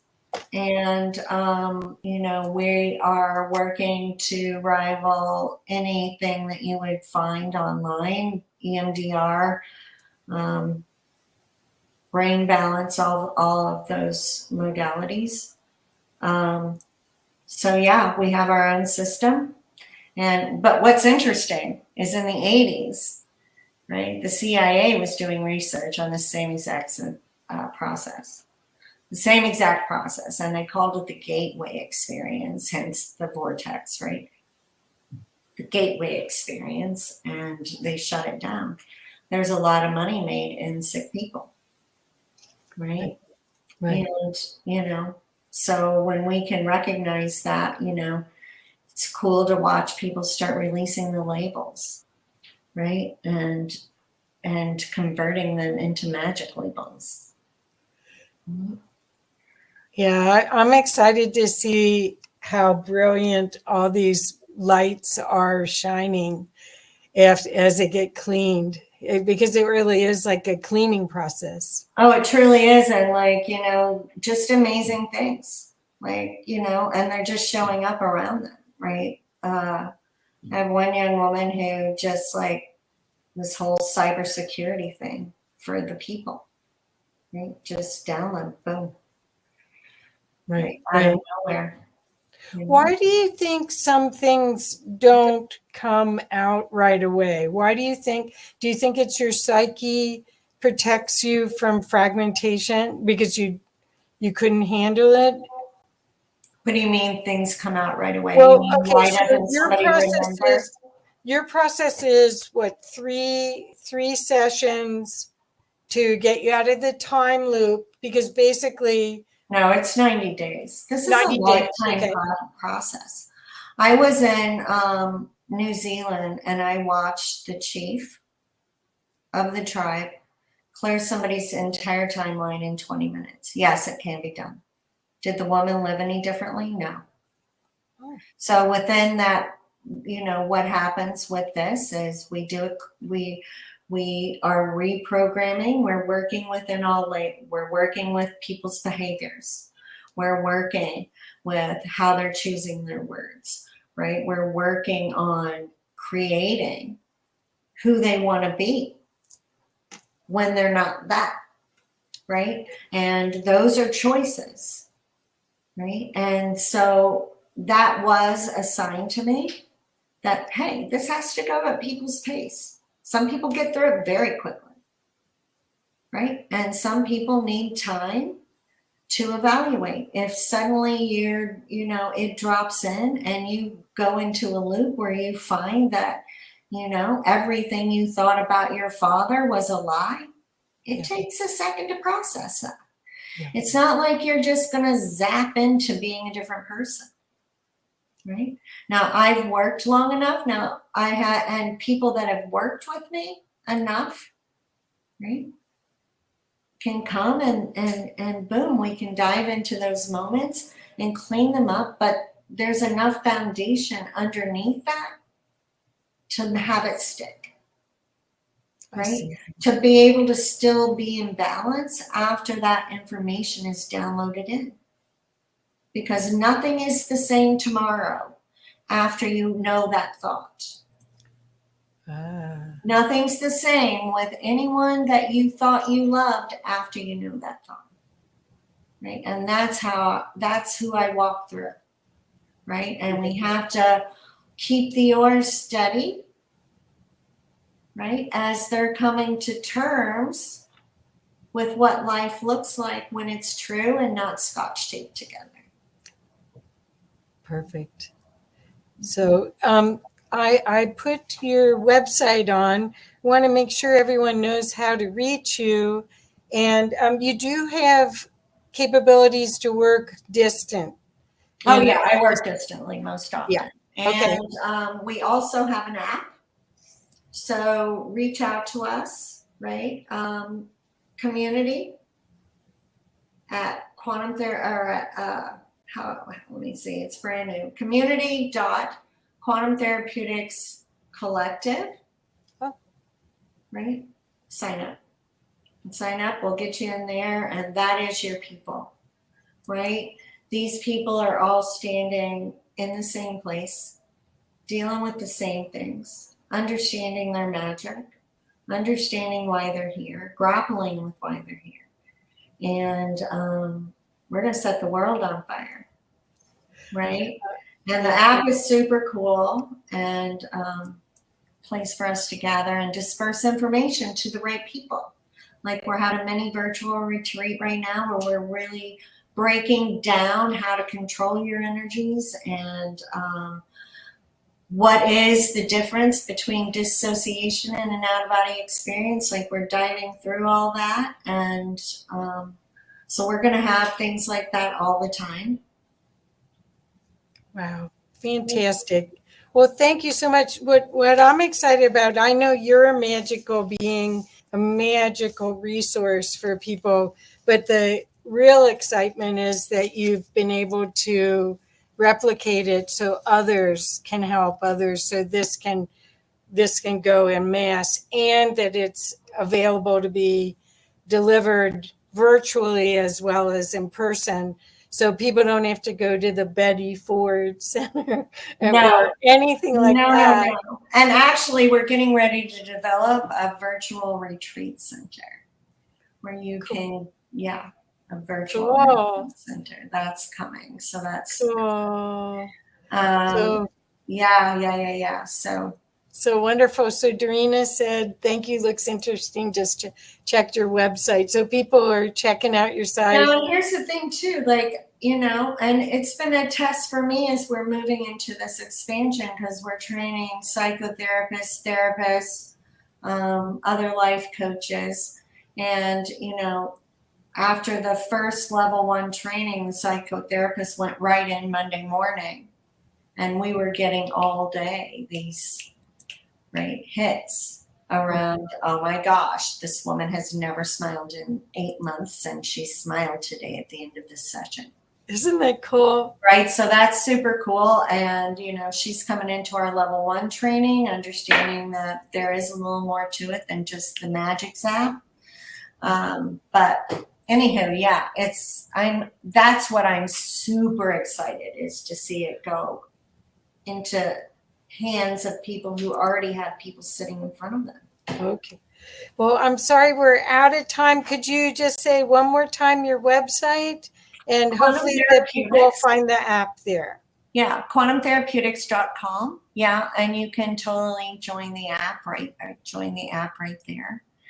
There's a button that will take you right there to sign up. And there's tons of resources on the website as well. And wonderful. Come join us. We're having fun. Thank you, dear. Thank you for the gift that you are. This is really powerful work. Thank you for thinking about me. Of course, always. Okay, bye, Sherry. Bye. Bye-bye. Thank you. So, Omar, my cats have come in and out a couple times. Hi, Stone. Do you want to? Oh, there we go. Yay. Oh, look at my hair. It's a mess. Oh, mine too. It doesn't matter. Let those antennas out, people. Honestly, Oh, I hope you enjoyed Sherry. She is a magical being. She has so much fairy energy, and when I work with people, my third eye is really busy pulling stuff in. Well, when I worked with her, she jumped into the only person ever. She jumped into my third eye and went with me. She is really a powerful healer.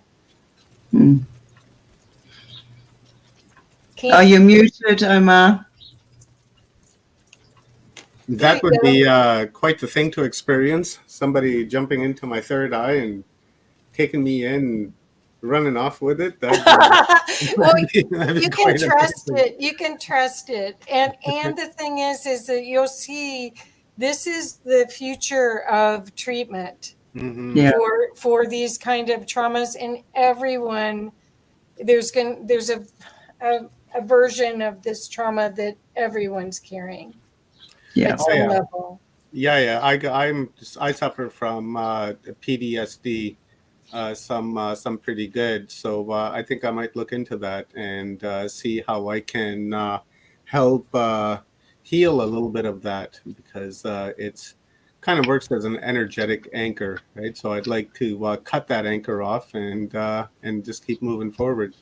What I found is I was able to, because of my being on alert, because of how I grew up, I still can go into a restaurant and hear the conversation at the next table, tell you exactly what they're doing, know what's happening all around me. And what Sherry's work does is it pulls you back in here so you can be whole and complete and focus. So you still have your superpowers. You can expand your perspective, your perceptions as far as you want, but you want to be able to do both. Mm-hmm. Yeah. Yeah, I live in a state of hypersensitivity. I can, going through different accidents, when you lose one form of senses, the others kick in. So when you've gone through the whole cycle of losing your hearing, your sight, your sound, your verbal, the whole works, it all kicks in all the way around.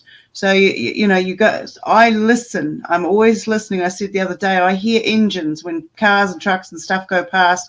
I can hear them a couple of miles away because of where I'm located, and I can identify who and how many times, whether they're carrying a load, who's going by. And this is because of the constant programming of, okay, he's coming home soon, the footsteps through the house, you got to break all of these different, there's so many programs attached to all of this.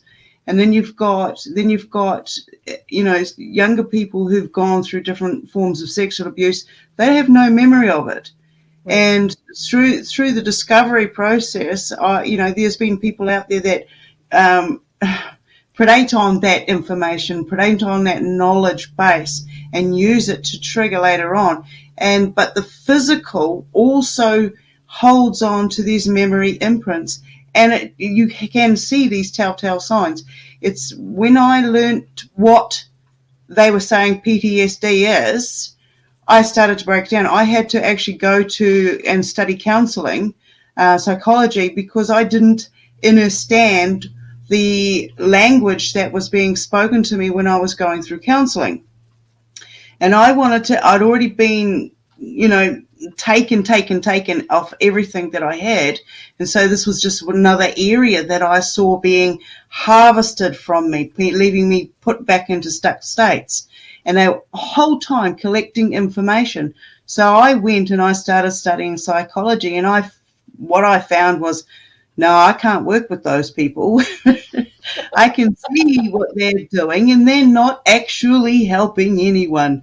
So the first thing I did was teach myself exactly what PTSD was, what compounded and complex injuries were, and right down to finding other forms of PTSD, like cultural, environmental forms of it. So there's all levels, but there is ways to break through it once you have the basic understandings of what these words are, how these words are used at you, how the program, unfolds. It's absolutely amazing. I really love listening, and I look forward to hearing more of her work and seeing more of her work. So it's thank remarkable. You for that. Lovely. Yes, lovely. Yes. And the way that she does it is it's very kind. There's nothing clinical about it. So, yeah. All right. Very So good. with that synopsis covered, let's bring on our star sister, Leanne, for a 10-minute stretch. We're going to need it because we have a film coming up, and we have the film producer and the film creator with us in the studio. He'll be here shortly. And then afterwards, we're going to have a panel discussion and discuss NDEs and things like that. And the same thing's going to go with this panel as I usually do. I'm not going to lead the panel in any which way, shape, way, or form. I'm just going to let it generically and just naturally take form and shape. We'll go around the room and we'll take questions from the audience, and and if anybody in the audience would like to join our panel, the NDE panel, and if you're an NDE experiencer or have interest in it or are educated in it, you're more than welcome to join the panel. I'll put the link to the studio into the chat rooms. So with that being said, let's bring Leanne on.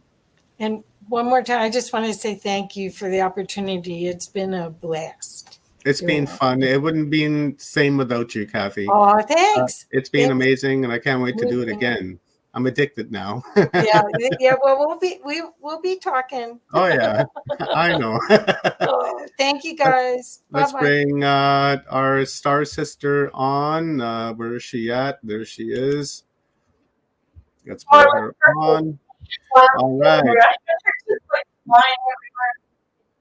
Do you got music going on? Hello. Are you sharing music with us?